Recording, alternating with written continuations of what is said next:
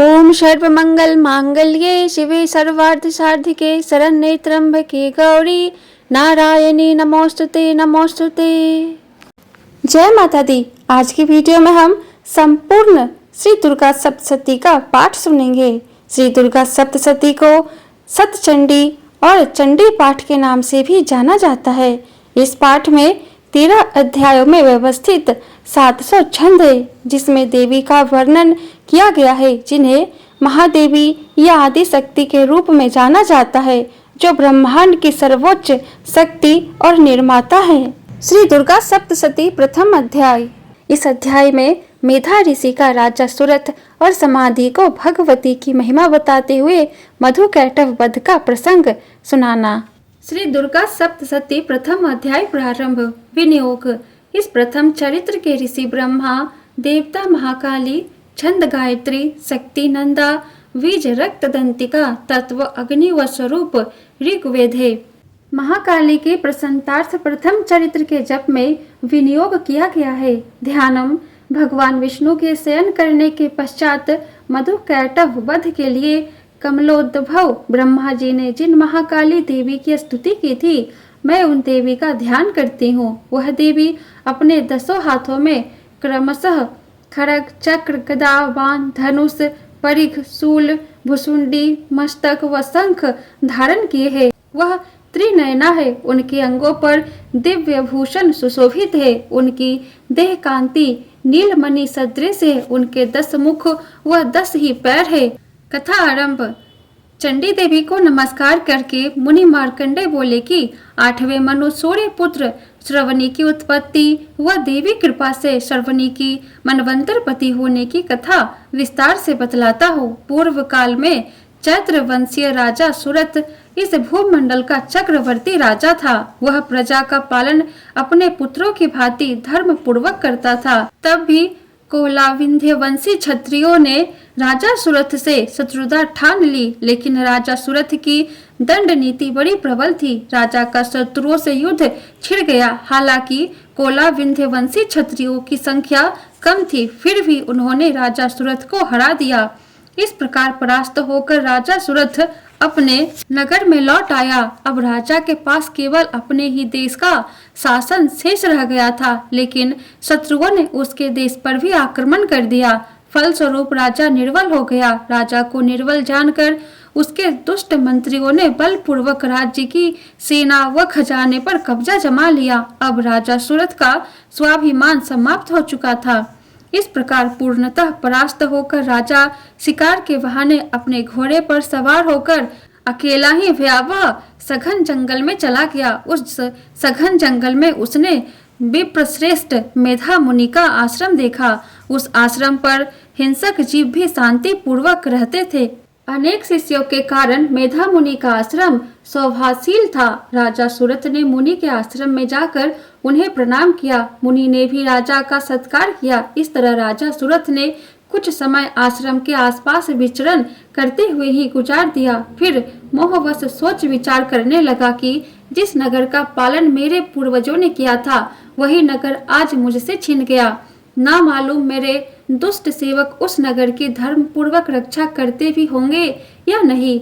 मेरा प्रिय हाथी जो सदा मंद वृष्ट किया करता था और बड़ा बलवान था, शत्रु के हाथों पकड़कर ना मालूम किस प्रकार के भोग भोग रहा होगा। मेरे कृपा पात्र सेवक जो धन भोजन पाकर सदैव सुखी रहते थे, मेरा अनुसरण किया करते थे, वे अब निश्चय ही दुष्ट राजाओं का अनुसरण करते होंगे।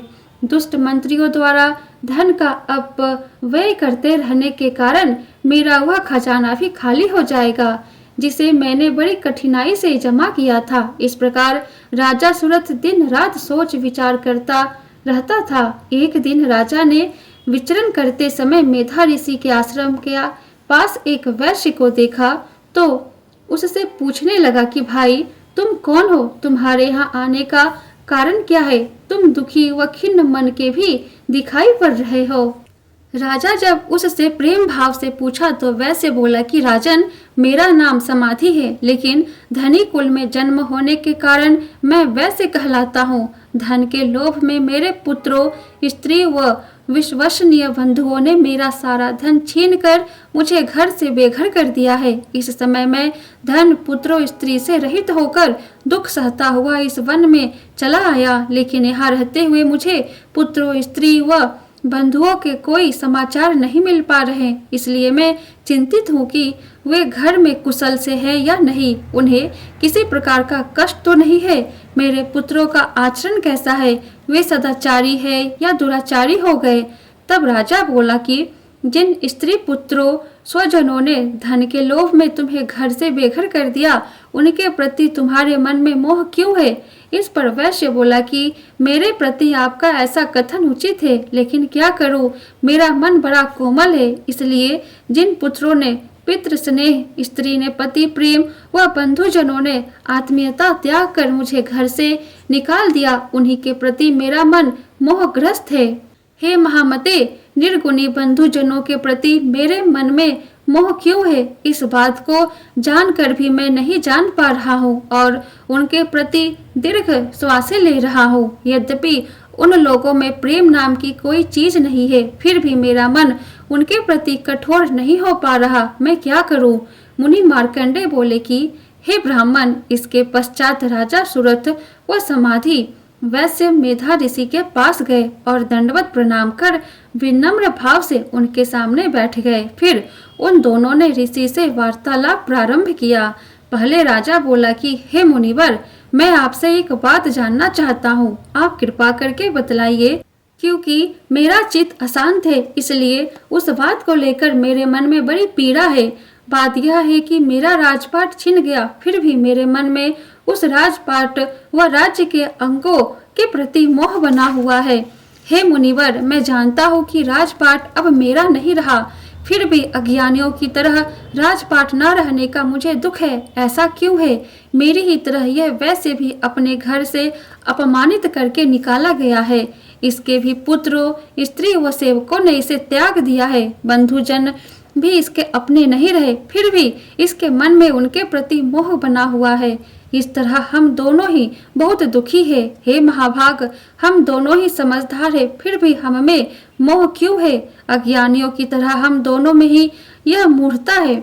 इस पर मेधा ऋषि बोले कि हे महाभाग, विषयों का ज्ञान तो चराचर के सभी जीवों को है, फिर भी सभी जीवों के लिए विषय अलग अलग है। कुछ ऐसे जीव है जो दिन में नहीं देख पाते, कुछ ऐसे जीव है जो रात को नहीं देख पाते, लेकिन ऐसे भी कुछ जीव है जो दिन और रात में समान रूप से देख सकते हैं। यह सही है कि मनुष्य में विवेक होता है, लेकिन विवेक तो पशु पक्षियों आदि में भी होता है। विवेक के मामले में पशु, पक्षी, मनुष्य सभी एक समान है। विवेक होने पर भी पक्षी मोहवश ही स्वयं भूखे रहकर भी बच्चों की चोंच में अन्न के दाने डालते हैं। राजन, ऐसा ही प्रेम मनुष्य में भी पुत्रों के प्रति लोभवश उपकार का प्रतिफल पाने के लिए होता है।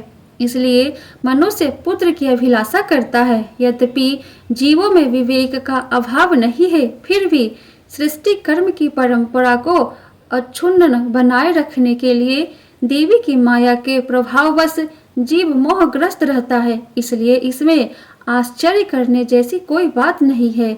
भगवान विष्णु की माया योग निद्रा के कारण ही यह संसार मोहग्रस्त हो रहा है। वही महामाया ज्ञानी जनों के चित्त का जबरन आकर्षण कर मोहग्रस्त कर देती है। वही महामाया चराचर जगत का सृजन करती है और वही महामाया प्रसन्न होने पर मुक्ति का मार्ग भी प्रशस्त करती है। वही महामाया सांसारिक बंधनों का कारण व मोक्ष की कारणभूता सनातनी देवी है। वही ईश्वरों की भी ईश्वर है। राजा सुरथ ने पूछा कि भगवान, जिसे आप महामाया कहते हैं, वह देवी कौन है? उनकी उत्पत्ति कैसे हुई? उनके चरित्र कौन कौन से है? हे महर्षि, उस देवी का कैसा प्रभाव है? कैसा उसका स्वरूप है? उसका प्रादुर्भाव कैसे हुआ? यह सब मैं आपके मुखारविंद से सुनने का इच्छुक हूँ। मेधा ऋषि बोले कि हे राजन, वस्तुतः वह देवी नित्य स्वरूपा है। यह चराचर जगत उसी का रूप है। उन्हीं ने इस संसार को व्याप्त किया हुआ है। फिर भी उन देवी का प्रादुर्भाव अनेक प्रकार से होता है। वह मुझसे सुनो। वह देवी नित्य है, उनका जन्म नहीं होता। फिर भी देवताओं की कार्य सिद्धि के लिए वह देवी प्रकट होती है। जब वह प्रकट होती है तो लोक में उत्पन्न हुई कहलाती है। महाप्रलय काल में जब सृष्टि जलमग्न हो गई तब भगवान विष्णु योग निद्रा के आश्रय से शेषनाग की शैया पर शयन कर रहे थे। उस समय उनके कर्ण मैल से मधु कैटव नामक दो विकराल असुर उत्पन्न हुए। वो दोनों ब्रह्मा जी को मारने के लिए दौड़े। ब्रह्मा जी उन्हें अपनी ओर आते देख व भगवान विष्णु को शयन करते देख उन्हें जगाने के लिए उनके नेत्रों में वास करने वाली योग निद्रा की स्तुति करने लगे। वही योग निद्रा संसार को धारण करने वाली, पालन करने वाली व संहार करने वाली और तेजो रूप भगवान विष्णु की अनुपम शक्ति है। स्तुति करते हुए ब्रह्मा जी बोले कि हे देवी, आप ही स्वाहा, आप ही स्वधा, आप ही वस्टकार है। स्वर भी आपके ही रूप है। आप ही जीवन देने वाली सुधा है। नित्याक्षर प्रणव में आकार, ओमकार, मकार मात्राओं के रूप में आप ही स्थित है। इन तीन मात्राओं के अतिरिक्त बिंदु रूप नित्य अर्ध मात्रा भी आप ही है, जिसका विशेष रूप से उच्चारण करना संभव नहीं है। वह भी हे देवी आप ही है। हे देवी, आप ही संध्या, सावित्री, परम जननी है। आप ही इस संसार को धारण करने वाली है। सृष्टि का सृजन भी आपके द्वारा ही होता है। सृष्टि का पालन करने वाली भी आप ही है। कल्पांत में सबको ग्रास करने वाली भी आप ही है। हे जगन्मयी, संसार की उत्पत्ति के समय आप सृष्टि रूपा, पालन काल में स्थिति रूपा व कल्पांत में संहार रूपा बनती है। आप ही महाविद्या, महामाया, महामेधा, महास्मृति, महामोह रूपा महादेवी व महासुरी है। त्रिगुण की उत्पत्ति करने वाली सबकी प्रकृति भी आप ही है। भीषण, कालरात्रि, महारात्रि व मोहरात्रि भी आप ही है। आप ही श्री ईश्वरी, ह्रीं बोध रूपा बुद्धि है। लज्जा, पुष्टि, तुष्टि, शांति, क्षमा भी आप ही है। आप ही खड्ग, शूल धारण करने वाली, घोर रूपा, गदा, शंख, चक्र, धनुष धारण करने वाली है। बाण, भुसुंडी, परिघ आपके अस्त्र है। आप ही सौम्य, सौम्यतर है। इतना ही नहीं, जितने भी सौम्य व मनोरम पदार्थ है उनकी अपेक्षा आप ही अति सुंदरी है। पर व अपर परमेश्वरी भी आप ही है। हे सर्वस्वरूपा देवी, कहीं सत्यासत्य जो कुछ भी वस्तुएं है तथा उन वस्तुओं की जो शक्ति है वह आप ही है। ऐसी स्थिति में आपकी स्तुति भला कौन कर सकता है। संसार के सृजन करता, पालन करता, संहार करता भगवान को भी जब आपने निद्रा के वशीभूत कर दिया तब आपकी स्तुति करने की सामर्थ्य भला किसमें है। मुझे भगवान शिव व विष्णु को देह धारण कराने वाली भी आप ही है, इसलिए आपकी स्तुति करने की सामर्थ्य किसमें है। हे देवी, आप अपने इन्हीं उदार भावों से प्रशंसित है। ये जो मधु कैटभ आदि भयंकर राक्षस है इनको आप मोहग्रस्त कर डाले और भगवान विष्णु को शीघ्र ही जगाने के साथ इनमें इन असुरों के वध की बुद्धि भी उत्पन्न कर दे। मेधा ऋषि बोले कि हे राजन, जब ब्रह्मा जी ने भगवान विष्णु को जगाने व मधु कैटभ के लिए तमोगुण की स्वामिनी देवी योग निद्रा की इस प्रकार से स्तुति की तो वह देवी भगवान विष्णु के नेत्र, मुख, नासिका, बाहु, हृदय व वक्षस्थल से निकलकर ब्रह्मा जी के सम्मुख खड़ी हो गई। योग निद्रा से विमुख हुए भगवान विष्णु जाग गए और उन्होंने उन दोनों असुरों को देखा जो अति बलवान, पराक्रमी थे और उनके नेत्र लाल थे। वे ब्रह्मा जी को खा जाने की चेष्टा कर रहे थे। तब भगवान विष्णु ने उठकर उनके साथ 5000 वर्षों तक बाहु युद्ध किया, लेकिन वे अति बल से उन्मत्त थे। उधर महामाया ने भी उन्हें मोहग्रस्त कर रखा था। अतः वे भगवान विष्णु से बोले कि हम तुम्हारे पराक्रम से संतुष्ट हैं, तुम हमसे कोई वर मांगो। उनका इतना कहना था कि भगवान विष्णु तुरंत बोले कि यदि तुम मुझ पर प्रसन्न हो तो अब मेरे ही हाथों से मारे जाओ। बस इतना ही वर मैं तुमसे मांगता हूँ, दूसरे वर की कोई आवश्यकता नहीं है। मेधा ऋषि बोले कि इस तरह जब वे दोनों असुर धोखे में आ गए तब उन्होंने सारे संसार को जल में डूबा देखा। इसलिए वे बोले कि जहाँ पृथ्वी जल में न डूबी हो ऐसा स्थान पर हमारा वध करो। ऋषि बोले कि तथास्तु कहकर भगवान विष्णु ने उन दोनों को अपनी जंघा पर डालकर सुदर्शन चक्र से उनके शीश काट डाले। इस तरह देवी महामाया ब्रह्मा जी द्वारा स्तुति किए जाने पर प्रकट हुई थी। अब पुनः तुमसे उनके प्रभाव का बखान करता हूँ, सो सुनो। प्रथम अध्याय समाप्त। दूसरे अध्याय में देवी की उत्पत्ति व महिषासुर सेना का वध के बारे में बताया गया है। कथा आरंभ। मेधा ऋषि बोले कि अति प्राचीन काल की बात है कि एक बार देवताओं व असुरों में भीषण युद्ध हुआ जो 100 वर्षों तक चला। उस युद्ध में असुर सेना का नायक महिषासुर था तो देव सेना के नायक इंद्र थे। युद्ध में देव सेना असुर सेना से परास्त हो गई। तब महिषासुर देवताओं को पूरी तरह जीतकर स्वयं इंद्र बनकर इंद्र के सिंहासन पर बैठा। इस प्रकार परास्त होकर देवता प्रजापति ब्रह्मा के नेतृत्व में वहां पहुंचे जहां भगवान शिव व विष्णु विराजमान थे। देवताओं ने अपनी पराजय व महिषासुर के पराक्रम का वृतांत शिव व विष्णु को यथावत बताते हुए कहा कि भगवान महिषासुर सूर्य, इंद्र, अग्नि, वायु, चंद्रमा, यम, वरुण व अन्य देवताओं के अधिकार छीनकर स्वयं सबका स्वामी बनकर बैठा है और उस दुष्ट आत्मा ने सभी देवताओं को स्वर्ग से खदेड़ दिया है। इस तरह उस दुष्ट द्वारा खदेड़े गए सभी देवता मनुष्य की तरह भूमंडल पर विचरण कर रहे हैं। हे देवों, दैत्यों की करनी हमने आप लोगों को बता दी। अब हम आपकी ही शरण में हैं। अब आप ही इस असुर के वध का कोई उपाय सोचे। देवताओं की ऐसी वाणी सुनकर भगवान विष्णु व शिव को असुरों पर बड़ा क्रोध आया। उनकी भौहें तन गई और मुंह वक्र हो गया। उसी समय अति क्रोधित विष्णु के मुख से एक तेज प्रकट हुआ। इसी तरह ब्रह्मा, शिव, इंद्र आदि अन्य देवताओं के शरीरों से भी तेज उत्पन्न हुआ। वह सारा तेज जब मिल गया तो वह जलते हुए पर्वत सा प्रतीत हुआ। देवताओं ने उस समय देखा कि उस तेजोमय पर्वत की ज्वालाएं चहु और फैली हुई है। देवताओं के शरीरों से उत्पन्न वह तेज अतुलनीय था। एकत्र हुआ वह तेज देखते ही देखते देवी के रूप में परिवर्तित हो गया और तीनों लोकों में व्याप्त हुआ सा प्रतीत होने लगा।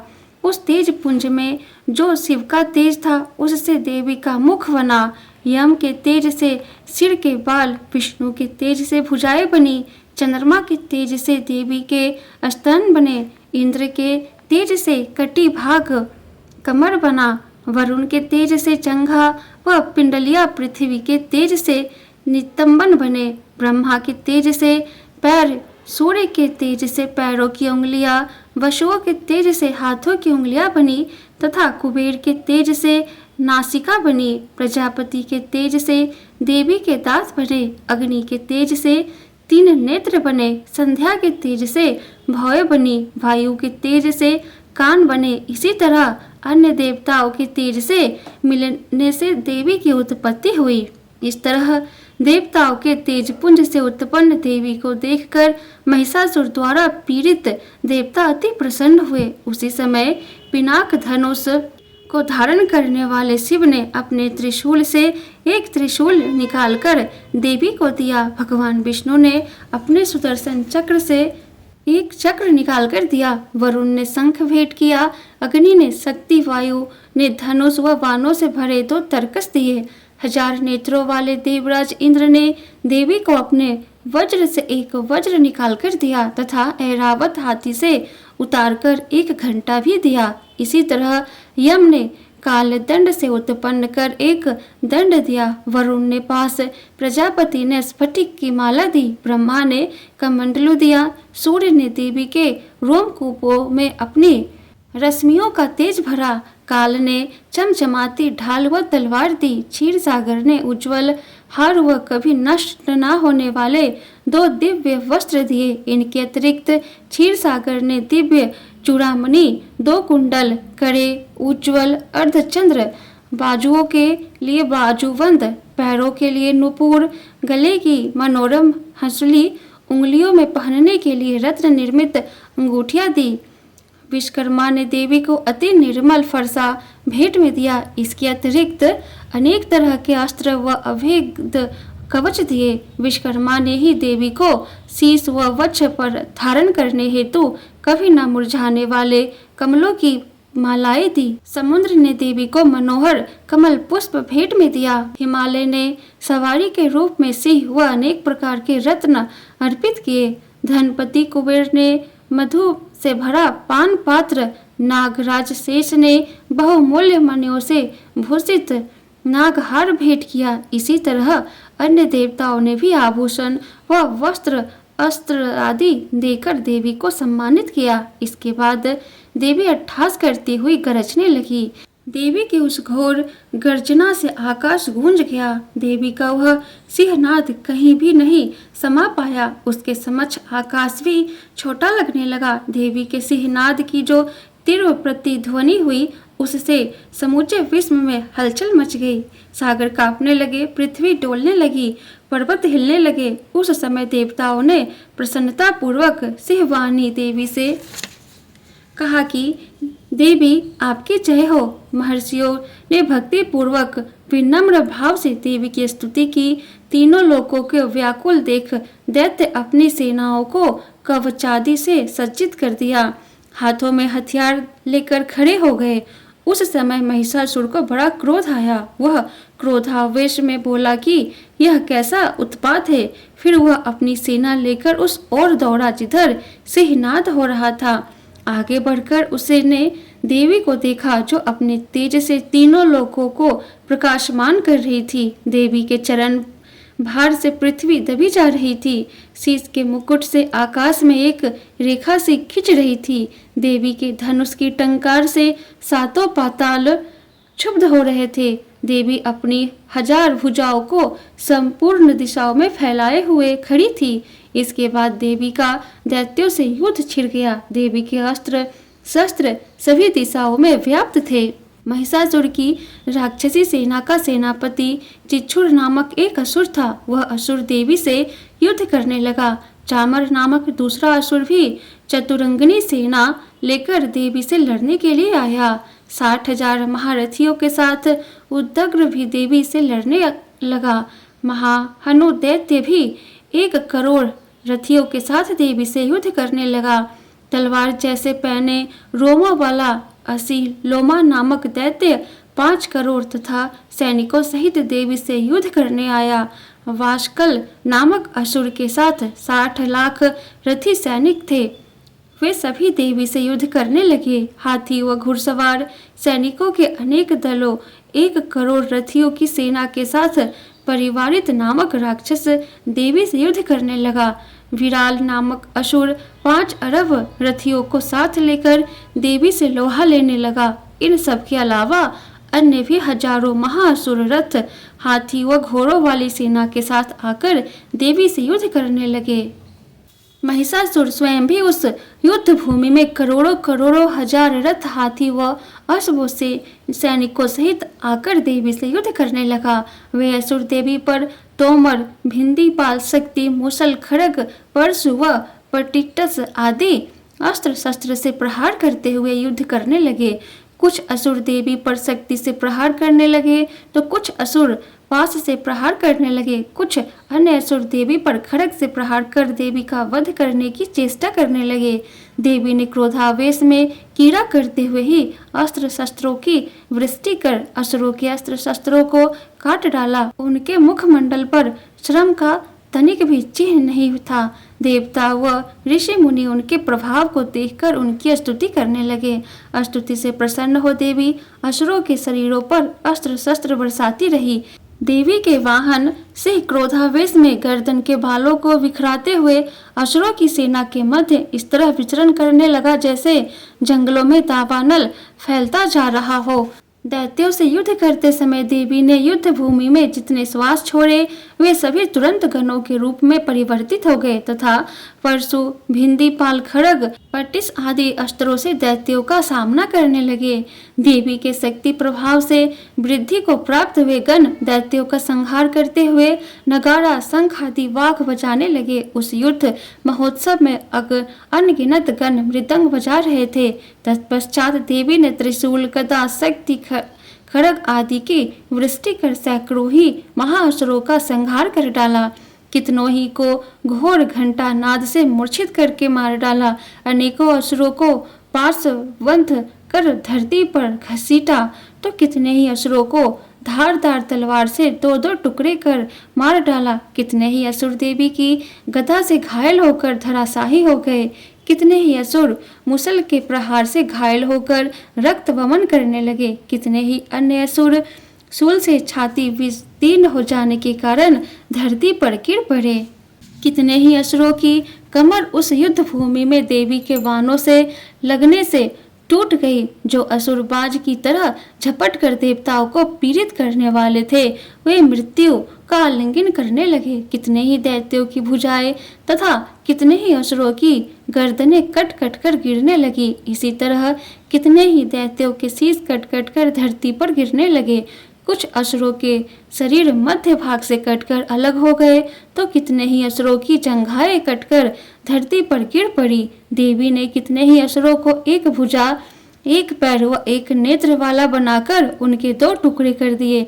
कितने ही असुर ऐसे भी थे जो बिना धड़ के ही श्रेष्ठ हथियार हाथ में लेकर देवी से युद्ध करने लगे। कई अन्य धड़ रहित शरीर बाजों की ताल पर नृत्य करने लगी। कितने ही कम्बद हाथों में खड्ग शक्ति सृष्टि लेकर दौड़ने लगे व कई अन्य असुर ठहरो ठहरो कहते हुए देवी को ललकारने लगे। जहाँ महासंग्राम हुआ था वहाँ देवी द्वारा गिराए रथों, हाथियों, अश्वों की लाशों से धरती इस तरह पटी फड़ी थी कि चलना फिरना भी संभव नहीं था। भीषण रक्तपात के कारण असुरों के मध्य हाथियों, अश्व व असुरों के शरीर से निकलने रक्त के कारण खून की नदियां बहने लगी। इस प्रकार देवी ने विशाल असुर सेना का क्षण मात्र में संहार कर दिया।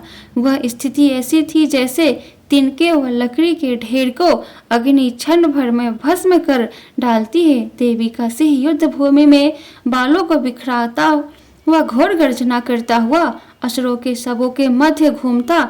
ऐसा लग रहा था मानो वह असुरों के प्राण को ढूंढ रहा हो। देवी के गणों ने समर भूमि में महाअसुरों से युद्ध किया तो देवताओं ने प्रसन्नता पूर्वक पुष्प वृष्टि की। दूसरा अध्याय समाप्त।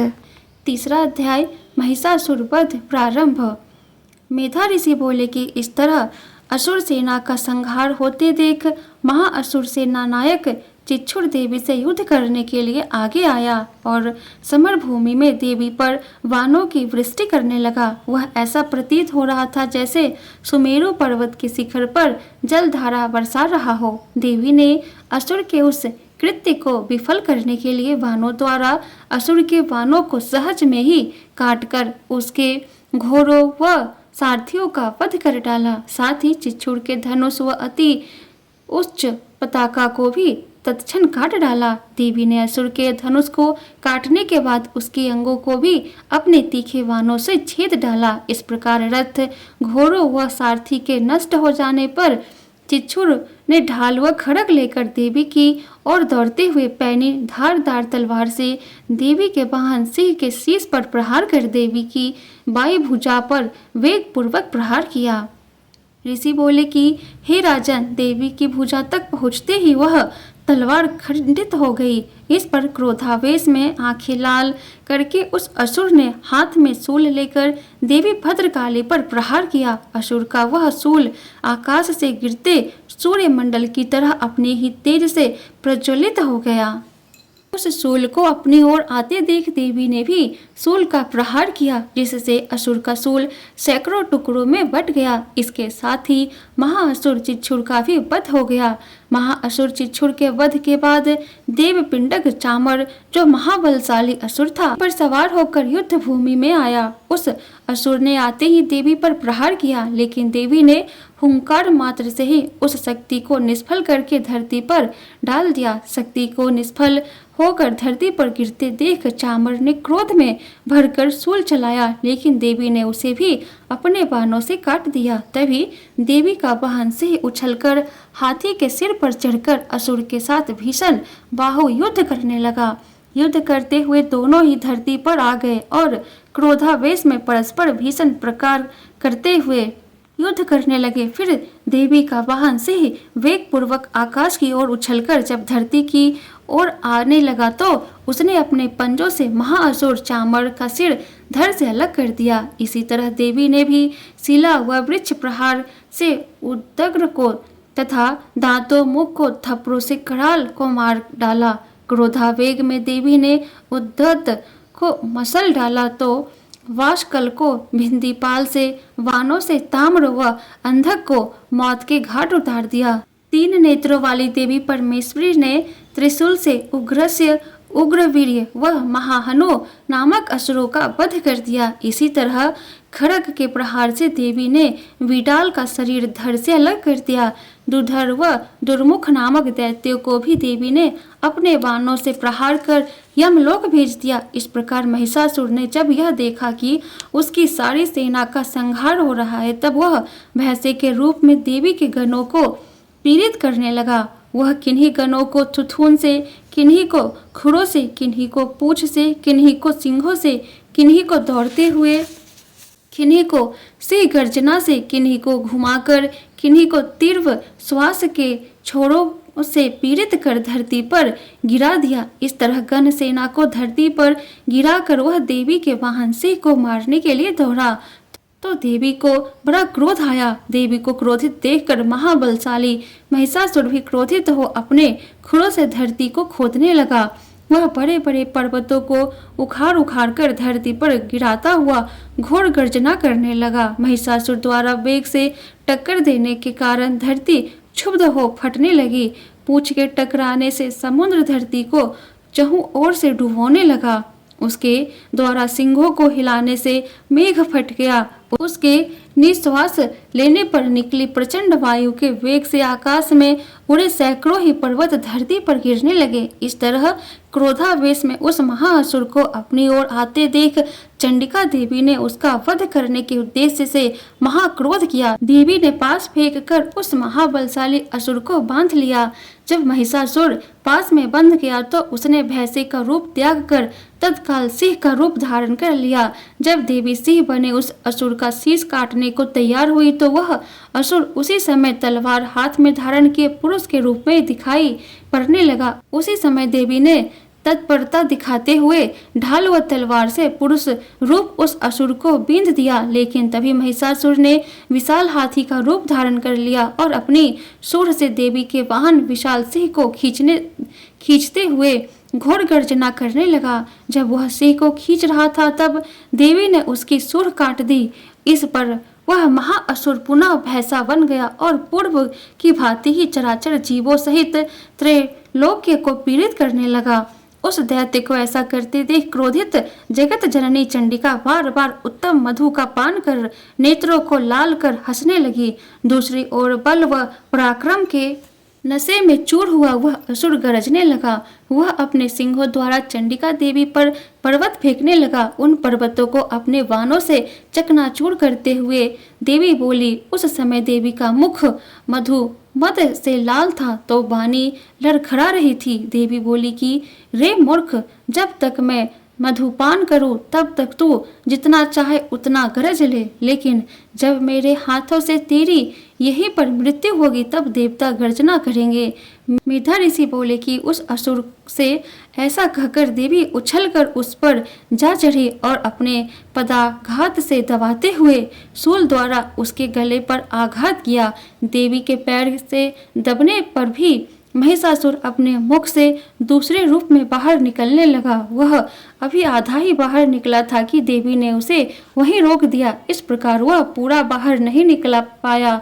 आधा निकला होने पर भी वह देवी से युद्ध करने लगा तो देवी ने विशाल तलवार से उसका शीश काट डाला। इस तरह महिषासुर का वध हो जाने पर आसुरी सेना हाहाकार करती रणभूमि से भाग छूटी। यह देख देवता सुखी हो गए। उन्होंने दिव्य ऋषि के साथ देवी की स्तुति की। गंधर्वराज गायन करने लगे और अप्सराएं नृत्य करने लगी। तीसरा अध्याय समाप्त। चौथा अध्याय सक्रादीय स्तुति प्रारंभ। मेधा ऋषि बोले कि महाबलशाली दुष्ट आत्मा महिषासुर का आसुरी सेना सहित जब देवी ने वध कर दिया तब इंद्रादि देवता विनम्र भाव से नतमस्तक हो नमन करते हुए देवी की उत्तम वचनों से स्तुति करने लगे। उस समय हर्ष के कारण देवी के मनोरम अंगों में रोमांच हो गया। स्तुति करते हुए देवता बोले कि सर्व देवों की शक्ति का समुच्चय ही जिनका स्वरूप है तथा जिस देवी ने निज शक्ति से सारे संसार को व्याप्त किया हुआ है, सभी देवता व महर्षि जन की जो पूजनीय है, उन देवी जगदम्बा को हम भक्ति भाव से नमन करते हैं। वह देवी हमारा कल्याण करे, जिनके अतुलनीय प्रभाव बल का बखान करने में भगवान अनंत ब्रह्मा व शिव भी सक्षम नहीं है। वही देवी चंडिका संसार का पालन व अमंगल के भय का नाश करे। हे देवी, हे दुर्गे, आप पुण्य आत्माओं के घरों में लक्ष्मी के रूप में, पापियों के घरों में अलक्ष्मी के रूप में, निर्मल मन वाले पुरुषों के हृदय में बुद्धि के रूप में वास करती है। ऐसी ही हे देवी दुर्गे, हम आपको नमन करते हैं। हे देवी, आप सारे संसार का पालन करें। आपके अचिंत्य रूप का असुर नाशक महा पराक्रम का देव दानवों के समक्ष युद्ध में प्रदर्शित आपके अद्भुत चरित्र का बखान हम कैसे करें। चराचर जगत की उत्पत्ति का कारण आप ही है। आप त्रिगुणमय है। त्रिगुणमय होने पर भी त्रिगुणों से रहित है। सिर्फ विष्णु आदि देवता भी आपका भेद नहीं जान पाते, क्योंकि सबकी आश्रय भूता आप ही है। यह सारा चराचर जगत आपका अंश मात्र है, क्योंकि सबकी आदिभूत अव्याकृता प्राकृति आप ही है। हे देवी, सभी यज्ञ आदि में जिसके उच्चारण करने से देवताओं की तृप्ति होती है, वह स्वाहा आप ही है। आप ही पितरों की तृप्ति का भी कारण है, अतः सभी आपको स्वधा कहते हैं। हे देवी, जो मोक्ष प्राप्ति का साधन है, जो अचिंतन्य महाव्रता स्वरूपा व निर्दोष है तथा तत्व को ही सबका सार समझकर मोक्ष की अभिलाषा से मुनिगण जिस विद्या का अभ्यास किया करते हैं, वह पर विद्या आप ही है। शब्द स्वरूपा अति पावन ऋग्वेद, यजुर्वेद व उर्दगिथ के सुंदर पद पाठ से युक्त सामवेद का आधार भी आप ही है। हे देवी, आप वेद त्रय स्वरूपा भगवती है। इस संसार की उत्पत्ति व पालन के लिए कृषि व आजीविका के रूप में आप ही अवतरित हुई है। सांसारिक कष्टों का नाश करने वाली भी आप ही है। जिस मेधा शक्ति द्वारा शास्त्रों के ज्ञान सार को जाना जाता है, वह भी आप ही है। इस दुस्तर संसार रूप सागर को पार करने के लिए आप ही नौका स्वरूपा है। आप निरासक्त है। कैटभ रिपु भगवान विष्णु के हृदय में वास करने वाली लक्ष्मी व भगवान शिव द्वारा सम्मानित गौरी देवी भी आप ही है। यह बड़े आश्चर्य की बात है कि आपका मुखमंडल मंद मुस्कान से शोभायमान निर्मल पूर्ण चंद्र के बिंब जैसा, स्वर्ण की मनोरम आभा जैसा दमकता हुआ है। तब भी महिषासुर ने क्रोधावेश में आप पर प्रहार किया। हे देवी, आपका वही मनोहर मुखमंडल क्रोधावेश से युक्त हुआ तो वह चंद्रमा के समान लाल व भौवे तनी होने से विकराल हो गया। ऐसे मुखमंडल को देखकर भी महिषासुर के प्राण शीघ्रता से नहीं निकल पाए। यह उससे भी बड़ा आश्चर्य की बात है, क्योंकि क्रोधित यम को देखकर ऐसा कौन है जिसके प्राण न उड़ जाए। हे देवी, आप प्रसन्न हो जाए। परमात्मा स्वरूप आपकी प्रसन्नता से संसार का अभ्युदय होता है, और जब आप क्रोधित होती है तो कितने ही कुलों का तत्काल विनाश कर देती है। इस बात को हमने अभी अनुभव किया है, क्योंकि आपने क्रोधावेश में महिषासुर की विशाल सेना को क्षण मात्र में ही नष्ट कर दिया। सदैव अभ्युदय करने वाली आप जिन पर भी प्रसन्न हो जाती है, वही देश में सम्मानित होते हैं। उन्हीं को धन व यश की प्राप्ति होती है। ऐसे ही लोगों का धर्म कभी स्थिर नहीं होता, और वही स्वस्थ स्त्री पुत्र व नौकरों से युक्त व धन्य होते हैं। हे देवी, पुण्य आत्मा लोग आपकी कृपा से ही श्रद्धा भाव से यज्ञ आदि करते हैं तथा धर्मानुकूल आचरण करते हैं। ऐसे आचरण के प्रभाव से ही वे स्वर्ग में जाते हैं, कारण कि आप तीनों लोका में निश्चित ही मनोकूल फल प्रदान करने वाली है। हे माँ दुर्गे, स्मरण करने पर आप सभी जीवों का भय दूर कर देती है तथा स्वस्थ जनों द्वारा चिंतन मनन किए जाने पर उनको कल्याणकारिणी बुद्धि भी प्रदान करती है। दुख, दारिद्र्य व भय को दूर करने वाली हे देवी, आपके अतिरिक्त अन्य कौन है जो सबका भला करने के लिए सदैव ही द्रवित होता है। हे देवी, आप शत्रुओं का वध इसलिए करती है ताकि संसार सुखी रहे तथा भले ही ये असुर दीर्घ काल तक नरक में वास करने के लिए पाप ही करते रहे हो, लेकिन आपसे युद्ध करते हुए मृत्यु को प्राप्त हो, ये स्वर्ग में जाए। हे देवी, आप शत्रुओं पर शस्त्र प्रहार किस कारण से करती है? इन राक्षसों को आप दृष्टिपात करके ही क्यों नहीं भस्म कर देती?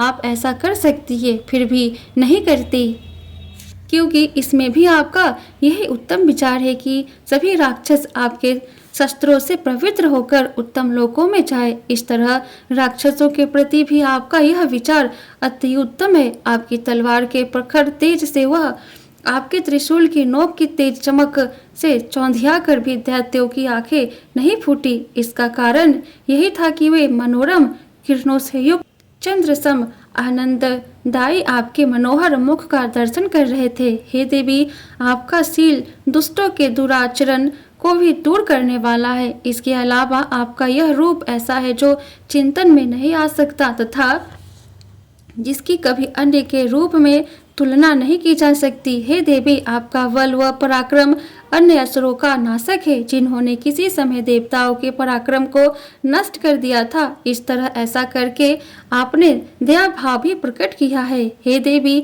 आपके पराक्रम की तुलना भला किससे की जा सकती है? शत्रुओं के लिए भय प्रद व अति मनोरम रूप आपके अतिरिक्त और किसका हो सकता है? अर्थात किसी का भी नहीं। हृदय की कोमलता व युद्ध में ऐसी निष्ठुरता, ये दोनों ही बातें तीनों लोकों में केवल आप में ही देखने को मिलती है। हे माते, शत्रुओं का नाश करके आपने तीनों लोकों की रक्षा की है। आपने शत्रुओं को युद्ध में नष्ट करके स्वर्ग में भेजा है, तो हमें राक्षसों से निर्भय कर दिया है। हे देवी, आपको नमन है। हे देवी, त्रिशूल से आप हमारी रक्षा करें। हे अंबिके, आप तलवार से हमारी रक्षा करें। घंटा ध्वनि व धनुष की टंकार से भी आप हमारी रक्षा करें। हे चंडिके, पूर्व पश्चिम दक्षिण दिशा में आप हमारी रक्षा करें। हे ईश्वरीय, अपना त्रिशूल घुमाते हुए आप उत्तर दिशा में हमारी रक्षा करें। तीनों लोकों में आपके जो सौम्य व भीषण रूप है, उनसे भी आप हमारी रक्षा करें। आप इस भूमंडल की भी रक्षा करें। हे अंबिके, आपके हाथों में शोभायमान खड्ग, त्रिशूल, गदा आदि जो अस्त्र है, उनके द्वारा आप सब तरफ से हमारी रक्षा करें।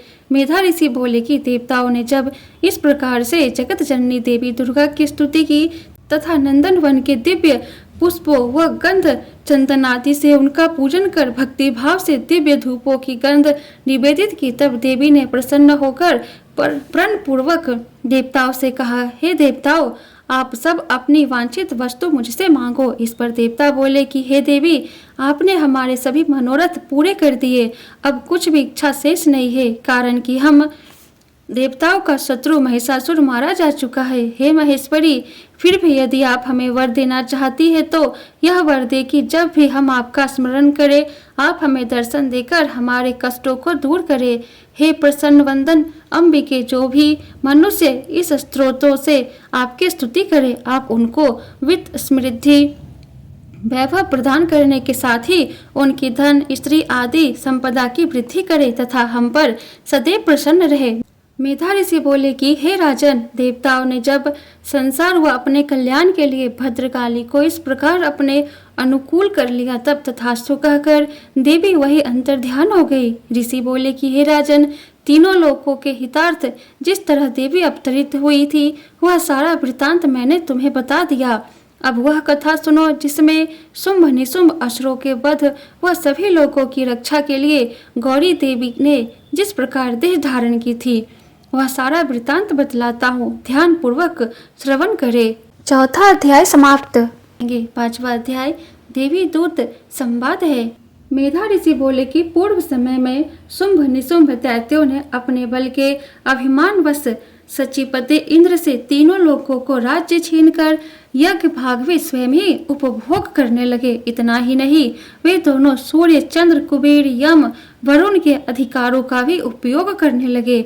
वायु, अग्नि का भी कार्य वे स्वयं ही करने लगे। उन्होंने देवताओं को तिरस्कृत, राज्यहीन, परास्त व अधिकारों से रहित करके स्वर्ग से निकाल दिया। उन असुरों से तिरस्कृत देवता यह विचार करके कि देवी ने हमें वर दिया था कि विपदा काल में स्मरण करने पर मैं तुम्हारी विपदाओं को दूर कर दूंगी, वे देवता हिमालय पर जाकर भगवती विष्णु महामाया की इस प्रकार स्तुति करने लगे। देवता बोले कि देवी को नमस्कार है, महादेवी शिवा को सदैव नमस्कार है, प्रकृति व भद्रा को नमस्कार है। हम देवता नियम से जगदम्बा को नमन करते हैं। रौद्रा, नित्या, गौरी, धात्री को बारंबार नमस्कार है। ज्योतिर्मयी, चंद्र रूपा, सुख स्वरूपा देवी को बारंबार नमस्कार है। शरण ग्रहण करने वालों का कल्याण करने वाली वृद्धि व सिद्धि स्वरूपा देवी को हम देवता बारंबार नमस्कार करते हैं। असुरों की लक्ष्मी, राजलक्ष्मी, सर्वाणी स्वरूपा आप जगदम्बिके को बारंबार नमस्कार है। दुर्गा, दुर्गपारा, सारा, सर्वकारिणी, ख्याति, कृष्णा, धूम्रा देवी को सदैव नमस्कार है। अति सौम्य व अति रौद्र रूपा देवी को हमारा नमस्कार है।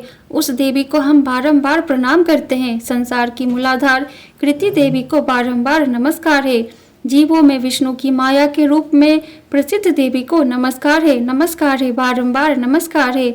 चराचर जगत के जीवों में चेतना रूप से स्थित देवी को नमस्कार है, नमस्कार है, बारंबार नमस्कार है। जीवों में बुद्धि रूप में स्थित देवी को नमस्कार है, नमस्कार है, बारंबार नमस्कार है। सभी जीवों में निद्रा रूप से स्थित देवी को नमस्कार है, नमस्कार है, बारंबार नमस्कार है। जीवों में सुधा रूप से स्थित देवी को नमस्कार है, नमस्कार है, बारंबार नमस्कार है। जीवों में छाया रूप से स्थित देवी को नमस्कार है, नमस्कार है, बारंबार नमस्कार है। जीवों में शक्ति रूप से स्थित देवी को नमस्कार है, नमस्कार है, बारंबार नमस्कार है। जीवों में तृष्णा रूप से स्थित देवी को नमस्कार है, नमस्कार है, बारंबार नमस्कार है। जीवों में क्षमा रूप से स्थित देवी को नमस्कार है, नमस्कार है, बारंबार नमस्कार है। जीवों में जाति रूप से स्थित देवी को नमस्कार है, नमस्कार है, बारंबार नमस्कार है, नमस्कार है। जीवों में लज्जा रूप से स्थित देवी को नमस्कार है, नमस्कार है, बारंबार नमस्कार है। जीवों में शांति रूप से स्थित देवी को नमस्कार है, नमस्कार है, बारंबार नमस्कार है। जीवों में श्रद्धा रूप से स्थित देवी को नमस्कार है, नमस्कार है, बारंबार नमस्कार है। जीवों में कांति रूप से स्थित देवी को नमस्कार है, नमस्कार है, बारंबार नमस्कार है। जीवों में लक्ष्मी रूप में स्थित देवी को नमस्कार है, नमस्कार है, बारंबार नमस्कार है। जीवों में वृत्ति रूप से स्थित देवी को नमस्कार है, नमस्कार है, बारंबार नमस्कार है। जीवों में स्मृति रूप से स्थित देवी को नमस्कार है, नमस्कार है, बारंबार नमस्कार है। जीवों में दया रूप से स्थित देवी को नमस्कार है, नमस्कार है, बारंबार नमस्कार है। जीवों में तुष्टि रूप से स्थित देवी को नमस्कार है, नमस्कार है, बारंबार नमस्कार है। जीवों में माता रूप से स्थित देवी को नमस्कार है, नमस्कार है, बारंबार नमस्कार है। जीवों में भ्रांति रूप से स्थित देवी को नमस्कार है, नमस्कार है, बारंबार नमस्कार है। जीवों की इंद्रियों की अधिष्ठात्री देवी व सब जीवों में व्याप्त रहने वाली व्याप्ति देवी को बारंबार नमस्कार है।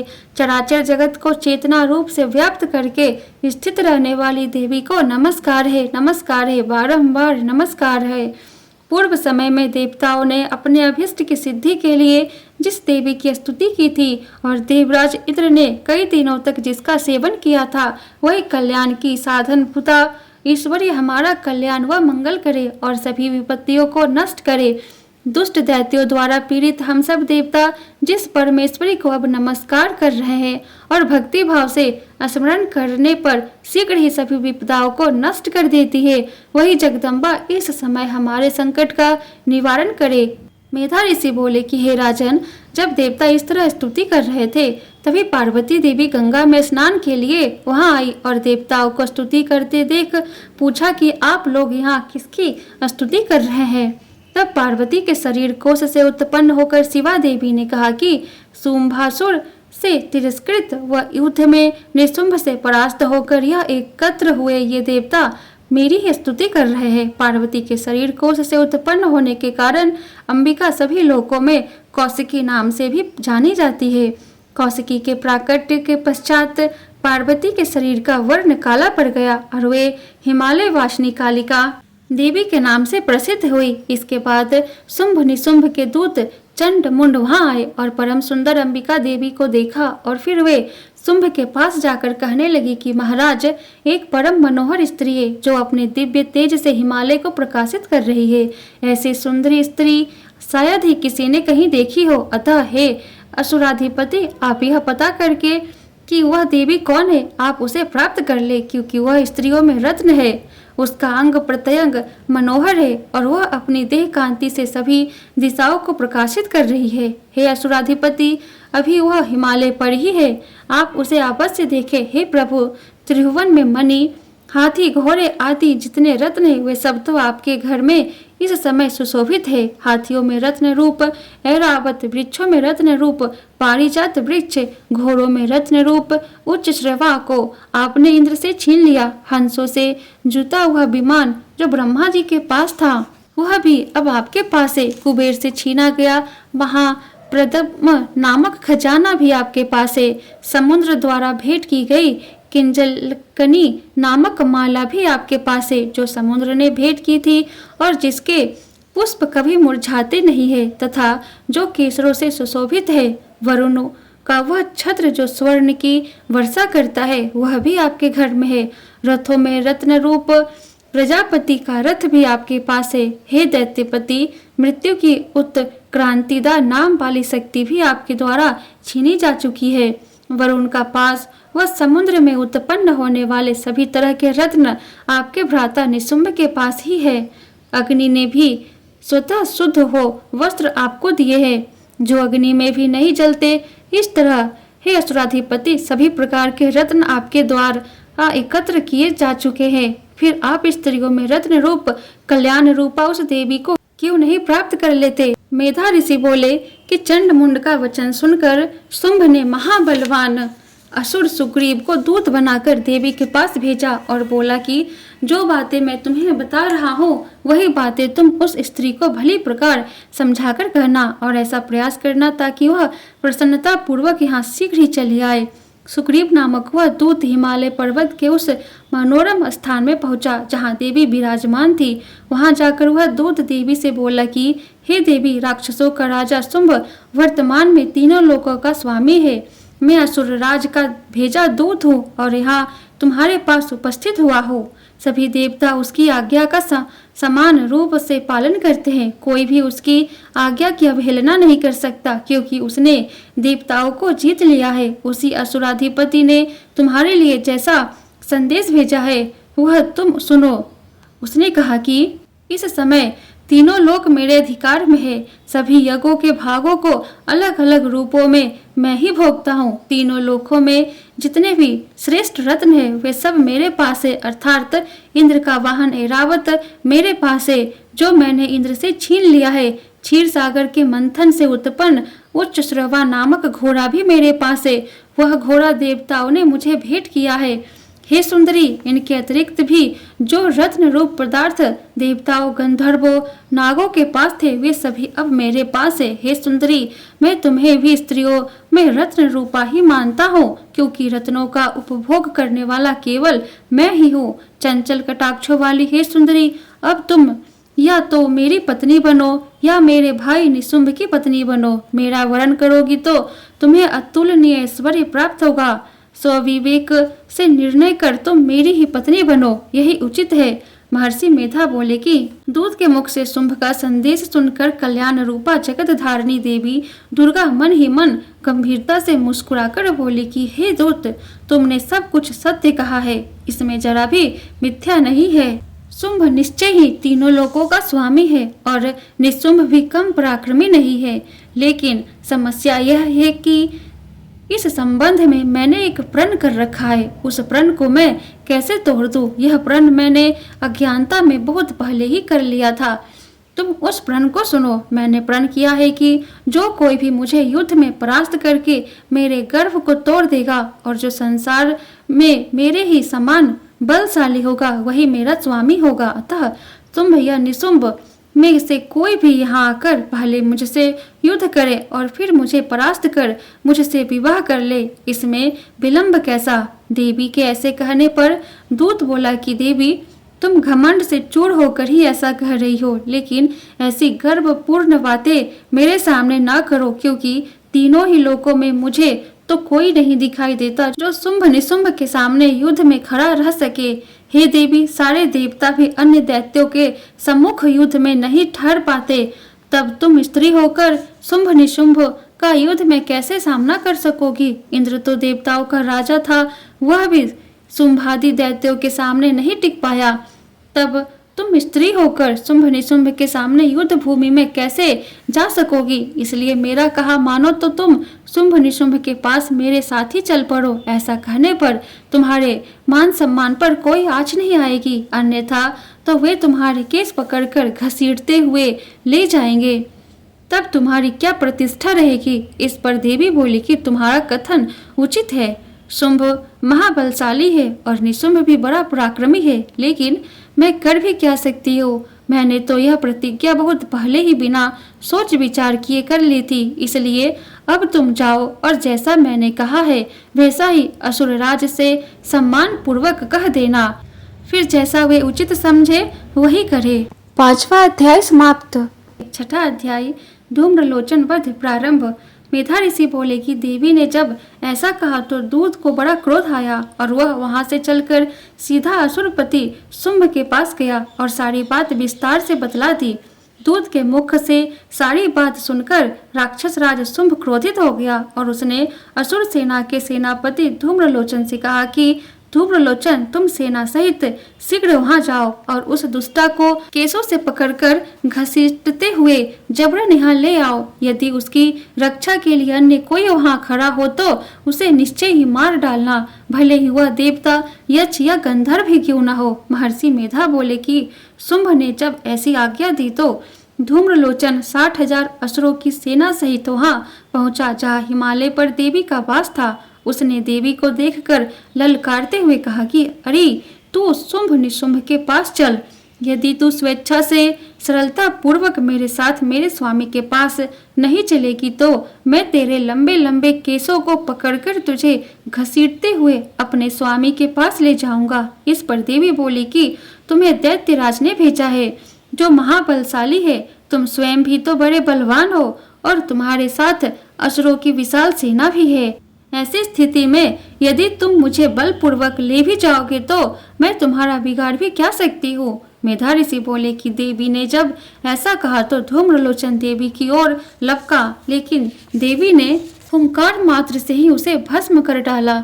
धूम्रलोचन भस्म हो गया तो विशाल आसुरी सेना क्रोधित होकर देवी की ओर युद्ध के लिए दौड़ी। देवी और आसुरी सेना में भीषण युद्ध हुआ। दोनों पक्षों में परस्पर तीखे बाण, शक्तियों व फरसों की वृष्टि शुरू हो कर दी। उसी समय देवी का वाहन सिंह क्रोधित होकर गर्दन के बालों को झटकारता और घोर गर्जना करता हुआ आसुरी सेना के मध्य कूद पड़ा। सिंह ने अनेकों असुरों को पंजों से, कितने ही को जबड़ों से और कितने ही महाबलशाली दैत्यों को भूमि पर पटक कर अपनी दाढ़ों से घायल कर मौत के घाट उतार दिया। उसने अपने पैने नाखूनों से कितने ही असुरों के पेट फाड़ डाले और थप्पड़ मारकर कितने ही दैत्यों के शीश धड़ से अलग कर दिए। इसी तरह कितने ही असुरों की भुजाएं व मस्तक काट डाले। उस सिंह ने अपनी गर्दन के बालों को झटकते हुए कितने ही राक्षसों के पेट फाड़कर उनका रक्त पी लिया।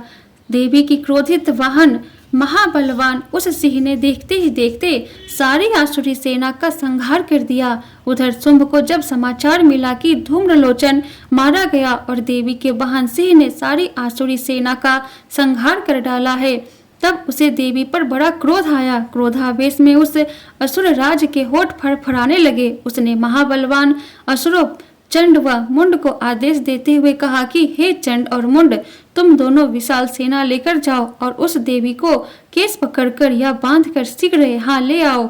यदि उसे यहाँ लाने में किसी प्रकार का संशय हो तो युद्ध में सभी अस्त्र शस्त्र समुची आसुरी सेना का उपयोग करते हुए उसे मार डालना। युद्ध में उस दुष्टा तथा उसके वाहन सिंह के मारे जाने पर भी उसे बांधकर अपने साथ लेकर शीघ्र ही लौट आना। छठा अध्याय समाप्त। मेधा ऋषि बोले कि इसके पश्चात शुंभसुर के आदेश पर चंडमुंड अस्त्र शस्त्रों से सुसज्जित हो चतुरंगिनी सेना लेकर चल पड़े। पर्वतराज हिमालय के सर्वनिम्न उन्मत्त शिखर पर पहुंचकर उन्होंने सिंहरूढ़ देवी को देखा जो मंद मुस्कान बिखेर रही थी। देवी को देखकर राक्षस उन्हें पकड़ने के लिए प्रयास करने लगे। किसी ने धनुष बाण का संधान किया तो कोई तलवार संभालने लगा। कुछ अन्य असुर देवी के निकट आकर खड़े हो गए। तब देवी अंबिका को राक्षसों पर बड़ा क्रोध आया। क्रोधावेश में देवी का मुख काला पड़ गया, भावें टेढ़ी हो गई। उसी समय देवी के ललाट से विकराल मुख वाली काली जी प्रकट हुई। वह हाथ में तलवार व पार्श लिए हुई थी। वह विचित्र खड़ग वाग धारण किए, चीते की चर्म की साड़ी पहने वह नरमुंडों की माला धारण किए थी। काली के शरीर का मांस सूख चुका था, वह मात्र हड्डियों का ढांचा ही थी। इसी कारण भीषण प्रतीत हो रही थी। उनका मुख बड़ा था, जीभ लपलपा रही थी, जिससे उनकी विकरालता में वृद्धि हो रही थी। काली की आंखें भीतर धसी वह कुछ लाल वर्ण की थी। काली देवी की भीषण गर्जना से सभी दिशाएं गुंजनमान थी। महाबलशाली असुरों का वध करते हुए वह वेग पूर्वक असुर सेना पर टूट पड़ी और असुरों का भक्षण करने लगी। वह देवी पार्श्व रक्षकों, अंकुशधारी महावतों, योद्धाओं व घंटा सहित अनेक कितने ही हाथियों को एक साथ पकड़कर मुख में डाल रही थी। इसी तरह घोड़े, रथ, सारथी के साथ रथी सैनिकों को पकड़कर मुंह में डालकर भीषण प्रकार से चबा रही थी। काली कभी किसी के बाल पकड़ लेती तो कभी किसी का गला दबा लेती, किसी को पैर से कुचल डालती तो किसी को छाती से धक्का मारकर गिराती और मार डालती थी। असुरों द्वारा छोड़े अस्त्र शस्त्रों से वह मुख से पकड़कर क्रोधावेश में दांतों से पीस डालती थी। इस तरह काली ने महाअसुरों की सेना को रौंद डाला। कितने ही असुरों को मारकर भगा दिया, कितनों ही को खा डाला, कितनों ही को तलवार से उड़ा दिया, कितनों को ही दांतों के नखुले अग्रभाग से कुचल कर मृत्यु मुख में डाल दिया। चंड काली देवी की ओर लपका। मुंड ने भीषण बाणों की वृष्टि करके तथा हजारों बार चक्र चलाकर विकराल नेत्रों वाली काली देवी को आच्छादित कर दिया, अर्थात ढक दिया। वे हजारों चक्र देवी मुख में प्रविष्ट होते हुए ऐसे प्रतीत हो रहे थे मानो सूर्य के अनेक मंडल बादलों में प्रविष्ट हो रहे हो। उस समय काली ने महाक्रोध करते हुए भीषण अट्टहास किया। देवी का मुख इतना भयावह था कि देखा भी नहीं जाता था। दंतावली चमक रही थी। तब काली ने हाथ में तलवार लेकर हंकार करते हुए चंड पर धावा बोलकर उसके बालों को पकड़ उस तलवार से उसका सिर काट शरीर से अलग कर दिया। इस प्रकार देवी काली ने चंड का वध कर दिया। चंड को मारा हुआ देख मुंड काली की ओर लपका। तब काली ने क्रोधित होकर तलवार के प्रहार से घायल कर उसे धराशाही कर दिया। महाबलशाली राक्षसों चंड मुंड का वध हो जाने पर सेना के असुर प्राण बचाने के लिए व्याकुल व भयभीत हो इधर उधर भाग छूटे। तत्पश्चात काली ने चंड मुंड के कटे शीशों को हाथ में ले चंडिका के निकट जाकर घोर अट्टहास कर कहा कि देवी महापशु रूप चंड मुंड असुरों का वध कर मैंने तुम्हें भेंट कर दिया है। अब इस युद्ध यज्ञ में शुंभ निशुंभ का वध तुम स्वयं ही करना। मेधा ऋषि बोले कि जब काली चंड मुंड के शीशों को चंडिका देवी के पास लेकर गई तब कल्याणी चंडी ने काली से कहा कि देवी तुम चंड मुंड को लेकर और मेरे समीप आई हो, अतः संसार में तुम्हारी प्रसिद्धि चामुंडा के नाम से होगी। 7वां अध्याय समाप्त। 8वां अध्याय रक्त बीज वध। मेधा ऋषि बोले कि चंड मुंड असुरों के वध व विशाल सेना के संहार का समाचार पाकर महाप्रतापी असुराधिपति शुंभ को बड़ा क्रोध आया। उसने क्रोधावेश में ही अपनी संपूर्ण आसुरी सेना को युद्ध के लिए प्रस्थान करने का आदेश देते हुए कहा कि आज युद्ध के लिए उदायुध नामक 86 दैत्य सेना नायक अपनी सेनाओं सहित प्रस्थान करे। 50 कोटि वीर्य कुल के और 100 ध्रुव कुल के दैत्य सेना नायक मेरे आदेश से अपनी अपनी सेनाओं सहित युद्ध हेतु प्रस्थान करे। दौहर्द मौर्य और काल के असुर भी युद्ध के लिए तत्पर होकर मेरे आदेश से शीघ्र ही युद्ध भूमि की ओर प्रस्थान करे। इस प्रकार आदेश देकर महाप्रतापी असुर राज शुंभ स्वयं भी हजारों विशाल सेनाओं सहित युद्ध के लिए प्रस्थान कर गया। उस असुराधिपति की भीषण सेना को आते देख चंडिका देवी ने अपने धनुष की टंकार से धरती आकाश के मध्य भाग को गुंजनमान कर दिया। हे राजन, तत्पश्चात देवी का वाहन सिंह भीषण रूप से दहाड़ने लगा।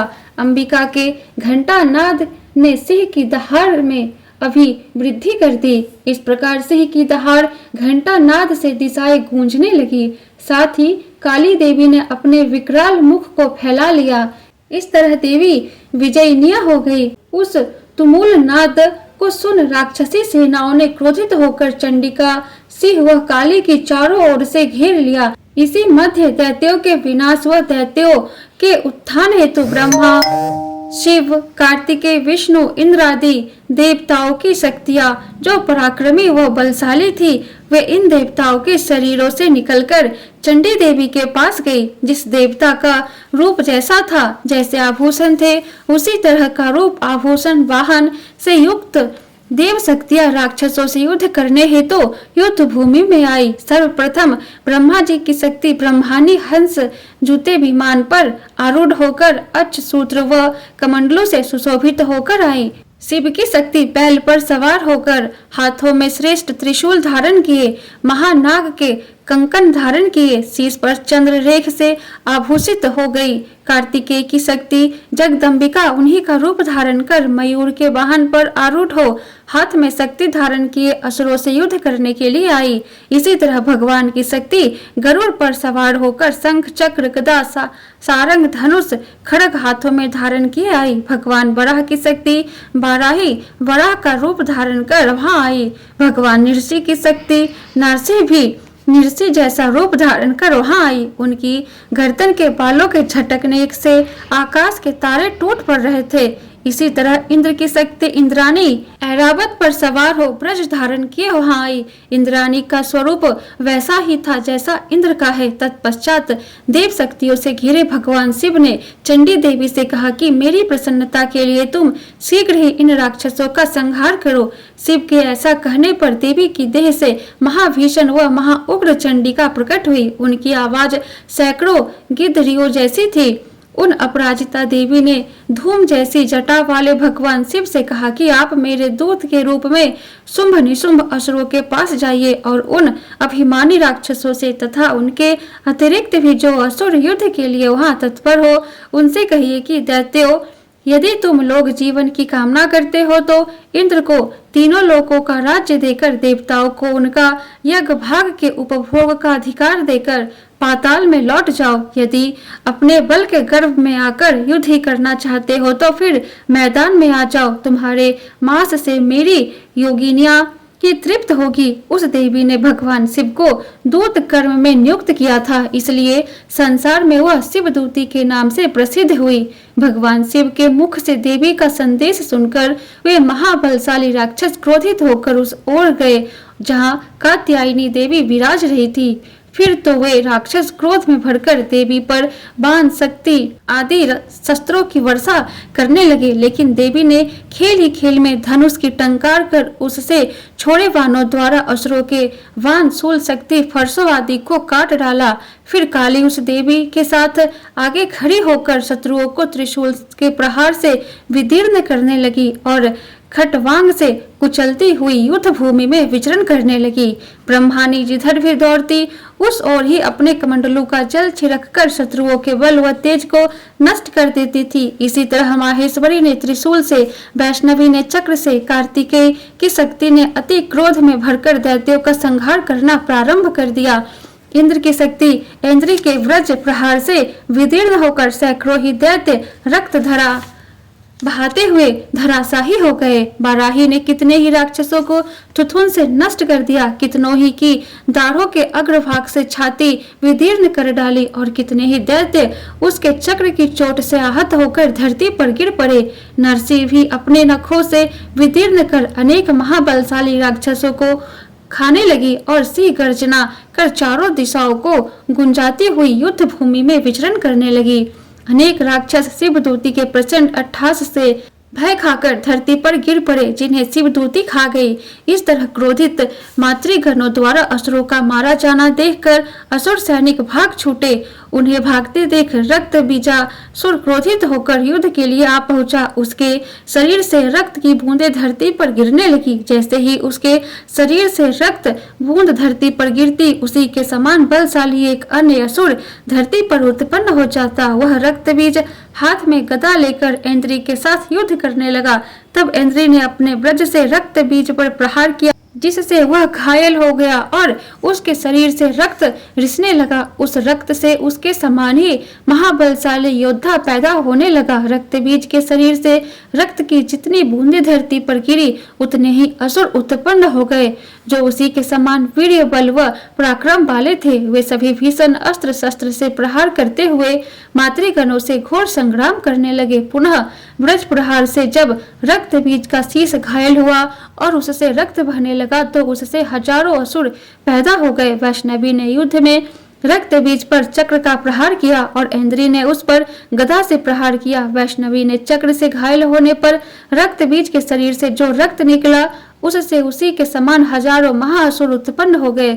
उन असुरों से सारा संसार व्याप्त हो गया। कौमारी ने शक्ति से, बाराही ने खड़ग से व माहेश्वरी ने त्रिशूल से महाअसुर रक्त बीज को घायल कर दिया। क्रोधावेश में उस असुर ने मातृगणों पर अलग अलग प्रहार किया। शक्ति व शूल से अनेक बार घायल होने पर उसके शरीर से गिरी रक्त बूंदों से सैकड़ों राक्षस पैदा हो गए। इस तरह महाअसुर के रक्त से उत्पन्न दैत्यों से संसार व्याप्त हो गया। फलस्वरूप देवता भयभीत हो गए। देवताओं की यह दशा देख चंडिका ने काली से शीघ्र कहा कि हे चामुंडे, तू अपना मुख फैला लो और मेरे शस्त्र पात्र से गिरने वाली रक्त बूंदों व उन रक्त बूंदों से उत्पन्न होने वाले असुरों को तुम शीघ्रता से खा जाओ। इस तरह रक्तोत्पान असुरों का भक्षण करती हुई तुम रणभूमि में विचरण करो। इस प्रकार जब उस राक्षस का रक्त छीन हो जाएगा, तब वह स्वतः नष्ट हो जाएगा, क्योंकि फिर दैत्य के रक्त से अन्य असुर उत्पन्न नहीं हो पाएंगे।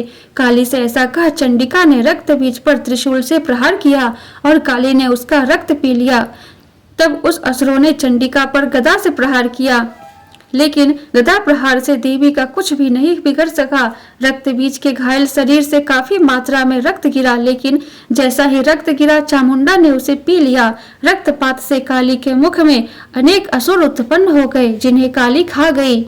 काली ने रक्त बीज का रक्त पी लिया। इसके बाद देवी ने रक्त बीज को, जिसका रक्त चामुंडा ने पी लिया था, व्रज, बाण, खड़ग व रिष्टि के प्रहार से मार डाला। इस प्रकार हे राजन, शस्त्रों से घायल हुआ रक्तहीन हुआ रक्त बीज धराशाही हो गया तो देवताओं को बड़ी प्रसन्नता हुई और मातृकाएं असुरों का रक्त पीने से मदोन्मत्त होकर नृत्य करने लगी। 8वां अध्याय समाप्त। 9वां अध्याय निशुंभ वध प्रारंभ। राजा सुरथ ने कहा कि हे भगवान, आपने रक्त बीज वध से संबंधित देवी चरित्र का विलक्षण महात्म्य मेरे सम्मुख वर्णन किया। अब मैं वह वृतांत सुनना चाहता हूँ जिससे रक्त बीज वध के बाद शुंभ निशुंभ ने क्या किया। इस पर महर्षि मेधा बोले कि राजन, रक्त बीज वध व अन्य महाबली असुरों के मारे जाने के बाद शुंभ निशुंभ को बड़ा क्रोध आया। अपनी विशाल सेना का संहार होते देख निशुंभ क्रोधित होकर देवी की ओर लपका। असुरों की प्रमुख सेना भी उसके साथ ही उसके आगे पीछे अगल बगल में बलवान असुर थे, जो क्रोधावेश में होठों को चबाते हुए देवी को मारने के लिए आगे बढ़े। महाबलवान शुंभ भी अपनी सेना लेकर मातृकाओं से युद्ध करता हुआ क्रोधित हो चंडिका को मारने के लिए आगे बढ़ा। उस समय देवी और शुंभ निशुंभ में महासंग्राम हुआ। दोनों असुर देवी पर भीषण बाण वृष्टि करने लगे।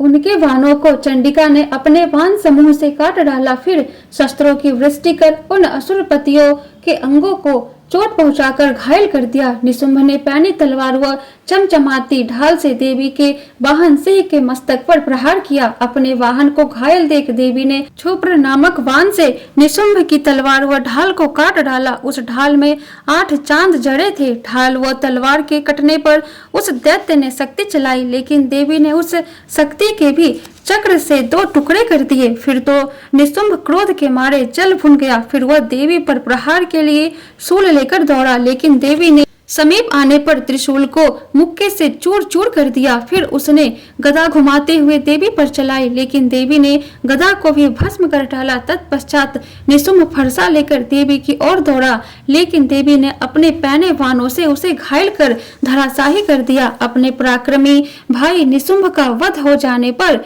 शुंभ क्रोधावेश में देवी को मारने के लिए दौड़ा। श्रेष्ठ आयुधों से शोभित शुंभ रथ में बैठे बैठे ही अपनी विशाल 8 भुजाओं से आकाश को ढककर शोभायमान था। शुंभ को आते देख अंबिका ने शंख ध्वनि की और धनुष की प्रत्यंजा से भी घोर शब्द किया। इसके पश्चात आसुरी सेना का तेज नष्ट करने वाला घंटा नाद किया और सभी दिशाओं को व्याप्त कर दिया। फिर देवी के वाहन सिंह ने अपनी दहाड़ से धरती, आकाश व 10 दिशाओं को गुंजा दिया। तत्पश्चात काली ने आकाश में उछलकर अपने 2 हाथों से धरती पर आघात किया, जिससे उत्पन्न शब्द के प्रभाव से पहले वाले सभी शब्द शांत हो गए। फिर शिवदूती ने असुरों के लिए अमंगलदायी अट्टहास किया। उस अट्टहास को सुनकर सभी राक्षस थरा गए, लेकिन शुंभ का क्रोध और अधिक बढ़ गया। उस समय देवी ने शुंभ को संबोधित करके कहा कि अरे दुष्ट आत्मा, ठहर जा, ठहर जा। उसी समय आकाश में स्थित देवता जय हो कहने लगे। शुंभ ने सामने आकर देवी पर ज्वालाओं से युक्त भीषण शक्ति चलाई। शक्ति को आते देख देवी ने महाउल्का से उसे काट दिया। उस समय शुंभ ने घोर सिंहनाद किया, जिससे तीनों लोग गूंज गए। मेधा ऋषि बोले कि हे राजन, शुंभ के सिंहनाद की प्रतिध्वनि से वज्र गिरने जैसा घोर शब्द हुआ, जिसके प्रभाव से अन्य सभी शब्द दब कर रह गए। शुंभ द्वारा चलाए बाणों के देवी ने सैकड़ों टुकड़े कर दिए, तो देवी द्वारा चलाए बाणों को शुंभ ने सैकड़ों हजारों खंडों में विभक्त कर दिया। इस पर क्रोधित हुई देवी चंडिका ने शुंभ पर त्रिशूल चढ़ाया, जिसके आघात से मूर्छित हो शुंभ धराशाही हो गया। लेकिन तुरंत ही उसे चेतना आ गई और धनुष हाथ में लेकर वानों से देवी, काली व सिंह को हताहत कर दिया। तत्पश्चात असुराधिपति ने 10,000 भुजाएं निर्मित कर चक्र प्रहार से चंडिका को आवरित कर दिया। तब दुर्गति नाशनी देवी दुर्गा ने क्रोधित होकर अपने वाणों से उन चक्रों को काट डाला। यह देख निशुंभ आसुरी सेना सहित चंडिका वध के लिए हाथ में गदा ले वेग पूर्वक दौड़ा। उसको अपनी ओर आते देख चंडी ने अपनी पैनी तलवार से उसकी गदा काट दी। उस समय उसने हाथ में शूल ले लिया।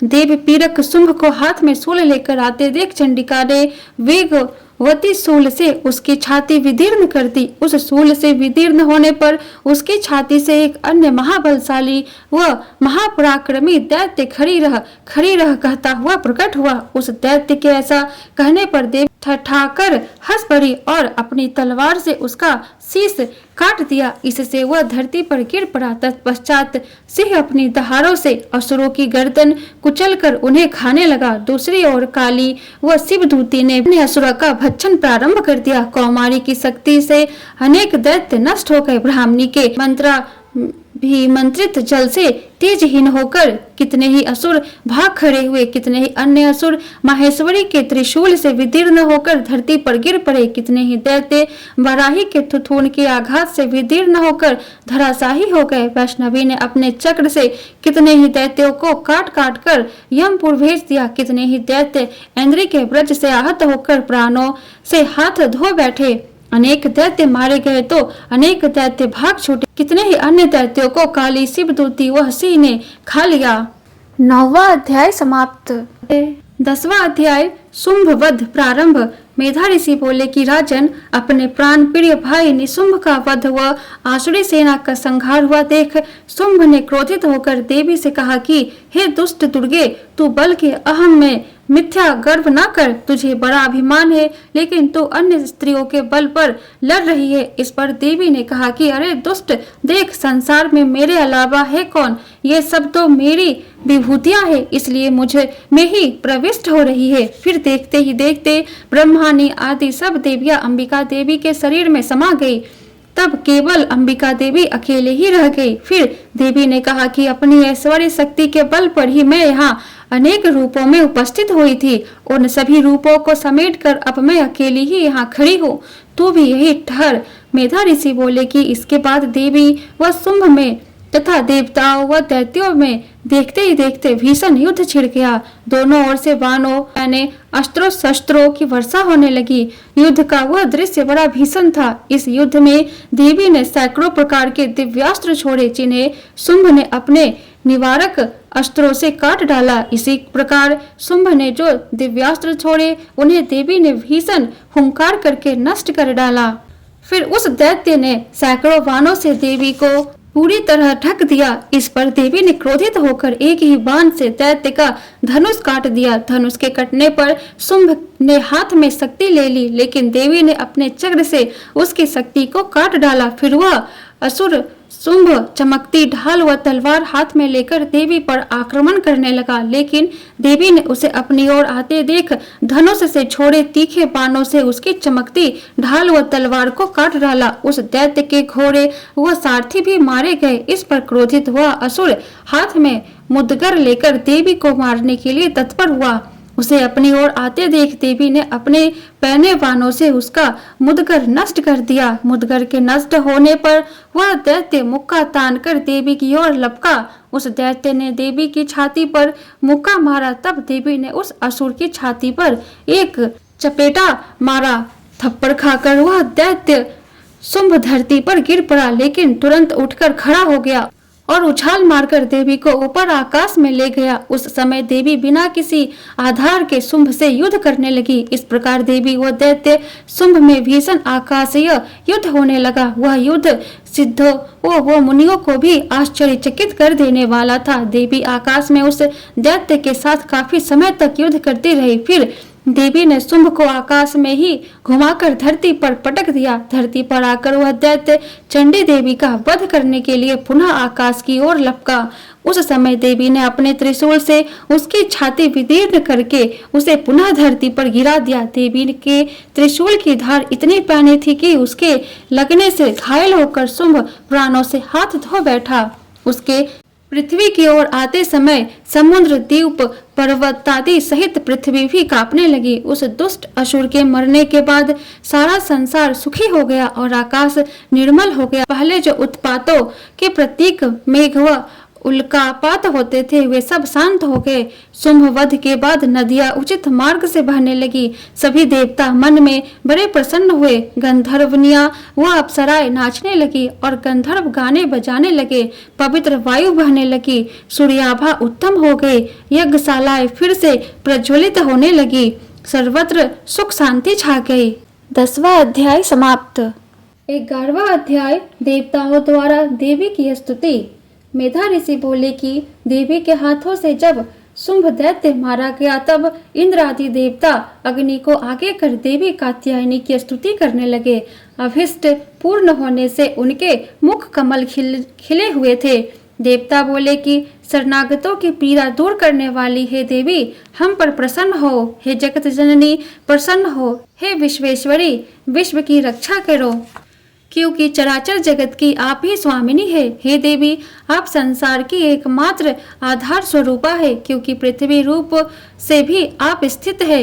हे देवी, आपके पराक्रम के आगे कोई भी टिक नहीं पाता। जल रूप में भी आप स्थित होकर चराचर जगत को तृप्त करती है। असीम बल वाली वैष्णवी शक्ति भी आप ही है।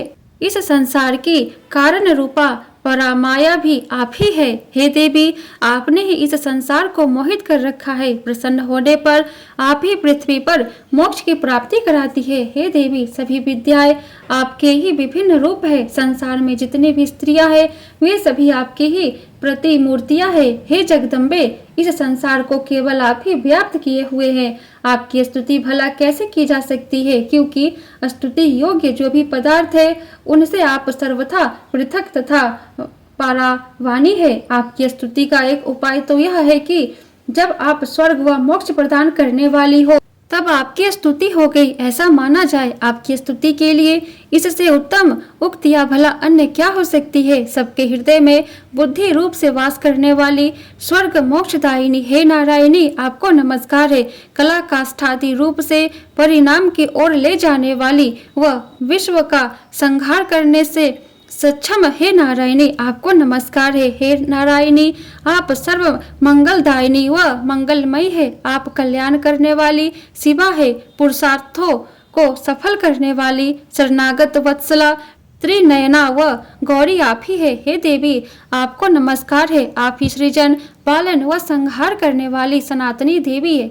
गुणाधार व सर्वगुणमयी है। हे नारायणी, आपको नमस्कार है। शरण के आए दीनों व पीड़ितों की रक्षा करने वाली, सबकी पीड़ाओं को हरने वाली हे नारायणी, आपको नमस्कार है। ब्रह्मानी के रूप में आप हंसों से जूते रथ पर विराजती व कुश मिश्रित जल छिड़कती रहती है। हे नारायणी, आपको नमस्कार है। माहेश्वरी रूप से आप त्रिशूल अर्धचंद्र सर्प को धारण करती है, वृषभ की सवारी करती है। हे नारायणी, आपको नमस्कार है। मयूरों व मुर्गों से घिरी रहने वाली महाशक्ति धारणी कौमारी रूप धारणी निष्पापे हे नारायणी, आपको नमस्कार है।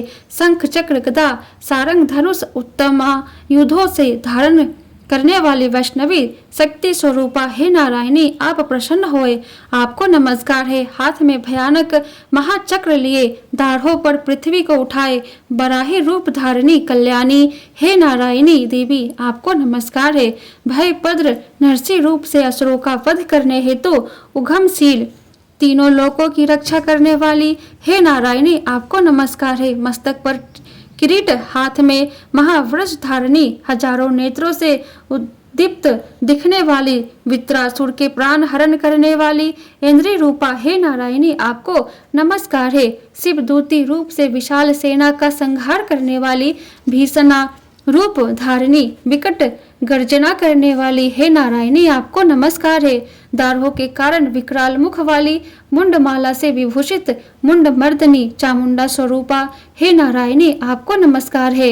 लक्ष्मी लज्जा महाविद्या श्रद्धा पुष्टि स्वधा ध्रुवा महारात्रि तथा महा अविज्ञा स्वरूपा हे नारायणी, आपको नमस्कार है। मेधा सरस्वती वरा अर्थात श्रेष्ठा ब्राह्मणी तामसी नियता ईर्षा हे नारायणी, आपको नमस्कार है। सर्वस्वरूपिणी सर्वेश्वरी सर्वशक्ति संपन्ना हे देवी दुर्गे, आप सर्व भय से हमारी रक्षा करे, आपको नमस्कार है। हे कात्यायनी त्रिनयनों से विभूषित, आपको सौम्य मुख सर्व भयों से हमारी रक्षा करे, आपको नमस्कार है। हे भद्रकाली ज्वालाओं के समान विकराल लगने वाला भीषण दैत्य संहारक, आपका त्रिशूल हमें भयों से बचाए, आपको नमस्कार है। हे देवी, अपनी ध्वनि से संसार को व्याप्त करके राक्षसों के तेज को नष्ट करने वाला आपका घंटा पापियों से हमारी रक्षा उसी तरह करे जिस तरह माता अपने पुत्रों की दुष्कर्मों से रक्षा करती है। हे चंडिके, आपके हाथों में शोभायमान असुरों के रक्त व चर्बी से चर्चित खड्ग हमारा कल्याण करे। हे देवी, हम आपको नमस्कार करते हैं। हे देवी, प्रसन्न होने पर आप रोगों को तथा क्रोधित होने पर मनोभिलाषाओं को नष्ट कर देती है। जो आपकी शरण लेते हैं उन पर विपदा तो आ ही नहीं सकती, बल्कि ऐसे आपके शरणागत मनुष्य अन्य मनुष्यों को भी शरण देने वाले हो जाते हैं। हे देवी, हे अंबिके, आपने अपने विविध स्वरूपों से इस समय महाबलशाली असुरों का संहार किया। ऐसा संहार अन्य कौन कर सकता था। विविध विद्याओं शास्त्रों वेद आदि में भी आपका ही विशुद्ध वर्णन किया गया है। संसार के जीवों में जो मोह व्याप्त है वह भी आपके प्रभाव से ही है। असुरों, विषैले सर्पों, शत्रुओं, लुटेरों, दावानल समुद्र के मध्य जीवों की रक्षा आप ही करने वाली होने के कारण आप विश्व की रक्षिका भी है। संसार की स्वामिनी हे देवी, आप ही संसार का पालन करने वाली विश्व स्वरूपा, आप ही विश्व को धारण करने वाली भी है। भगवान विश्वनाथ भी आपकी वंदना करते हैं। जो मनुष्य श्रद्धा भक्ति से आपके आगे नतमस्तक होते हैं वे चराचर जगत के अन्य जीवों को आश्रय देने में सक्षम होते हैं। हे देवी, आप प्रसन्न हो जाइए। जैसे वर्तमान में दैत्यों का संहार कर आपने हमारी शीघ्रता पूर्वक रक्षा की है, वैसे ही सदैव शत्रुओं के भय से हमें बचाए। हे देवी, आप संसार के पापों को वह पापों के कारण होने वाले महाउपद्रवों को शीघ्र ही दूर करें। विश्व की पीड़ा निवारण करने वाली हे देवी, हम आपके चरणों में स्थान पाए हुए हैं, आप हम पर प्रसन्न हो जाएं।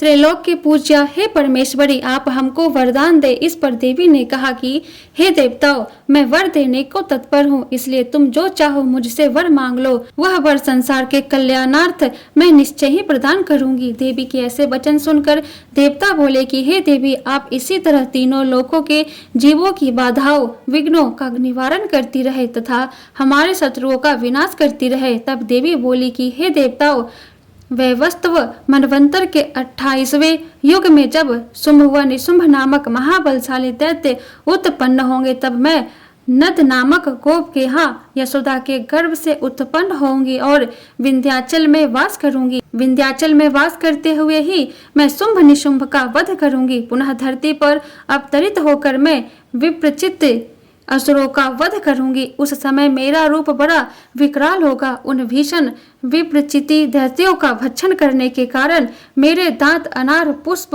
की भांति लाल हो जाएंगे।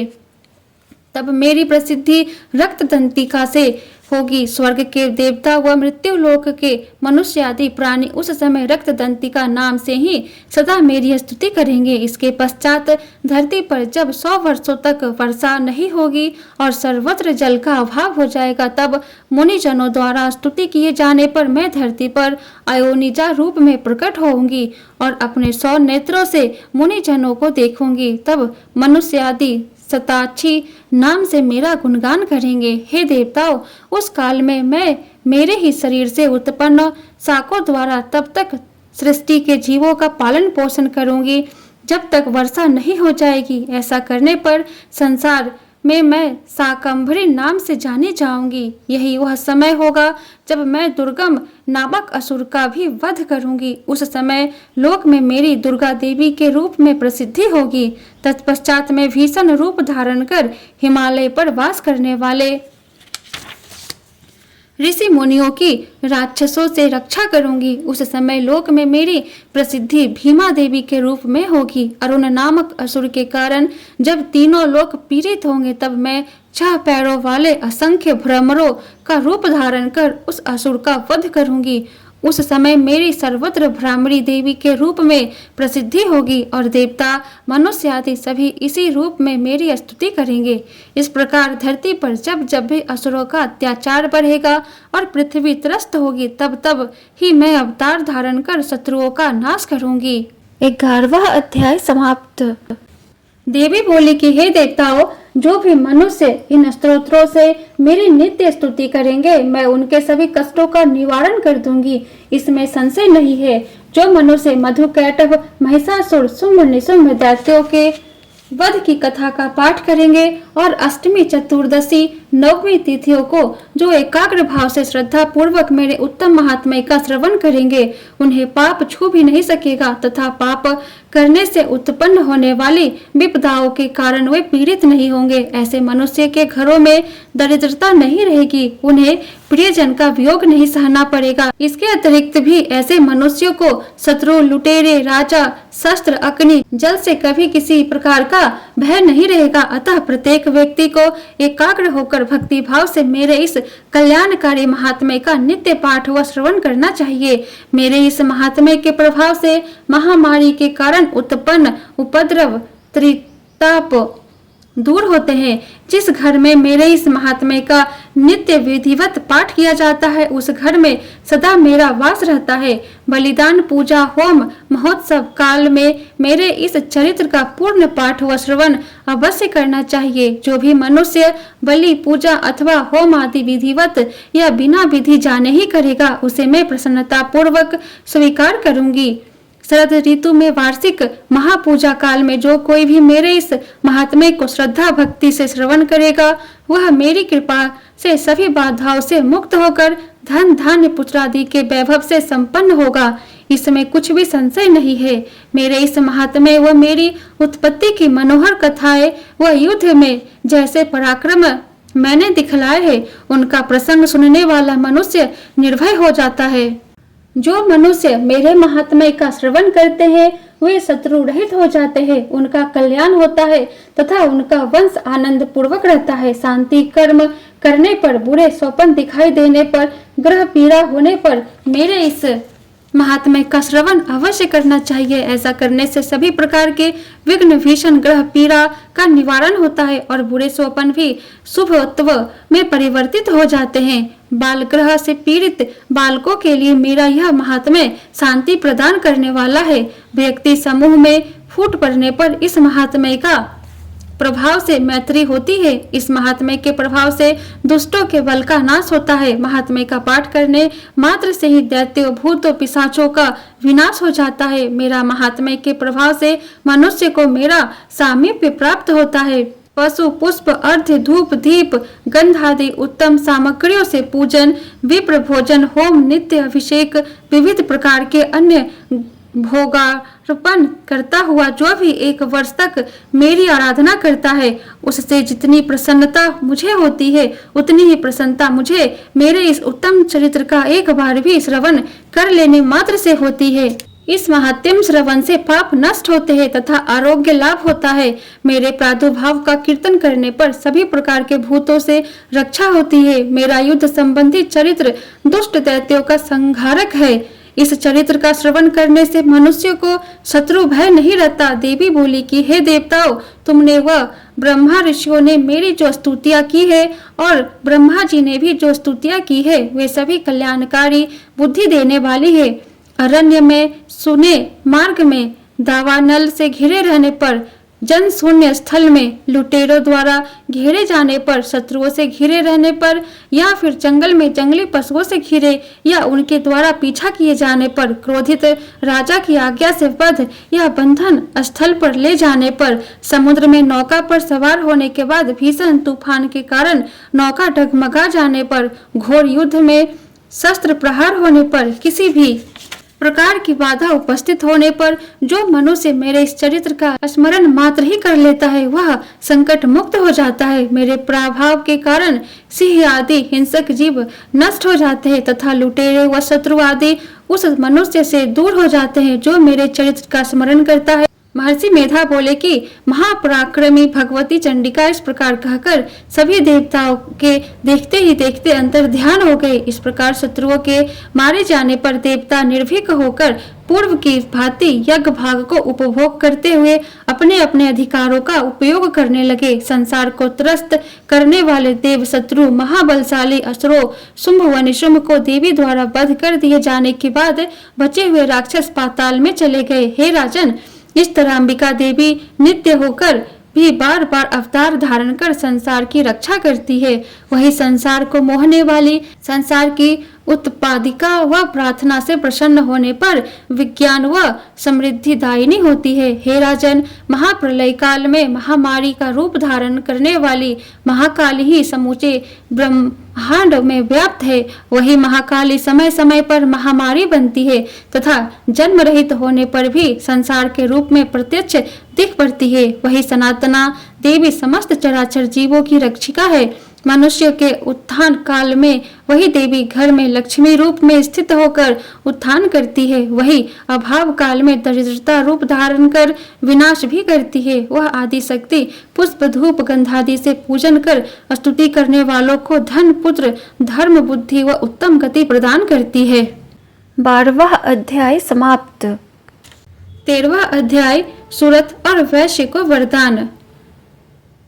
मेधा ऋषि बोले कि हे राजन, इस तरह से मैंने तुम्हें देवी का उत्तम महात्म्य बतला दिया है। जगत धारिणी उन देवी का ऐसा ही कुछ प्रभाव है। वह देवी ज्ञानदायिनी है। भगवान विष्णु की माया के प्रभाव से ही वैश्य व अन्य विवेकवान मोहग्रस्त होते हैं। वर्तमान में भी मोहग्रस्त है तथा भविष्य में भी मोहग्रस्त होते रहेंगे। इसलिए हे राजन, तुम उन्हीं देवी की शरण ग्रहण करो। आराधना करने पर वही देवी मनुष्यों को भोग, स्वर्ग व मोक्ष देती है। मार्कंडे मुनि बोले कि मेधा ऋषि के ऐसे वचन सुन राजा सुरथ ने उत्तम व्रतधारी ऋषि को प्रणाम किया। राजा राज्य छीन जाने के कारण दुखी था और राज्य के प्रति मोहग्रस्त भी था, इसलिए हे मुने वह राजा और वैश्य दोनों ही तप के लिए वन की ओर चल गए।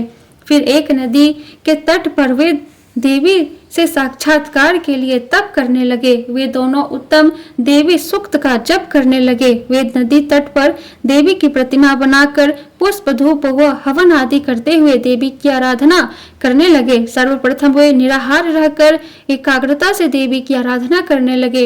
इसके बाद शरीर के रक्त से देवी को बलि देते हुए 3 वर्ष तक नित्य देवी की आराधना करते रहे। उनके तप से प्रसन्न होकर जगतधारिणी देवी चंडिका ने उन्हें दर्शन देकर कहा कि हे राजन, कुल को आनंदित करने वाले, हे वैसे तुम लोग जो वर चाहो मुझसे मांग लो, वह वर मैं तुम्हें अवश्य दूंगी, क्योंकि मैं तुम्हारे तप से प्रसन्न हूँ। मार्कंडे मुनि बोले कि देवी के ऐसे वचन सुनकर राजा ने अगले जन्म में अच्छे राज्य मांगा तथा इस जन्म में भी शत्रु सेना को बलपूर्वक नष्ट कर पुनः राज्य प्राप्ति का वर मांगा।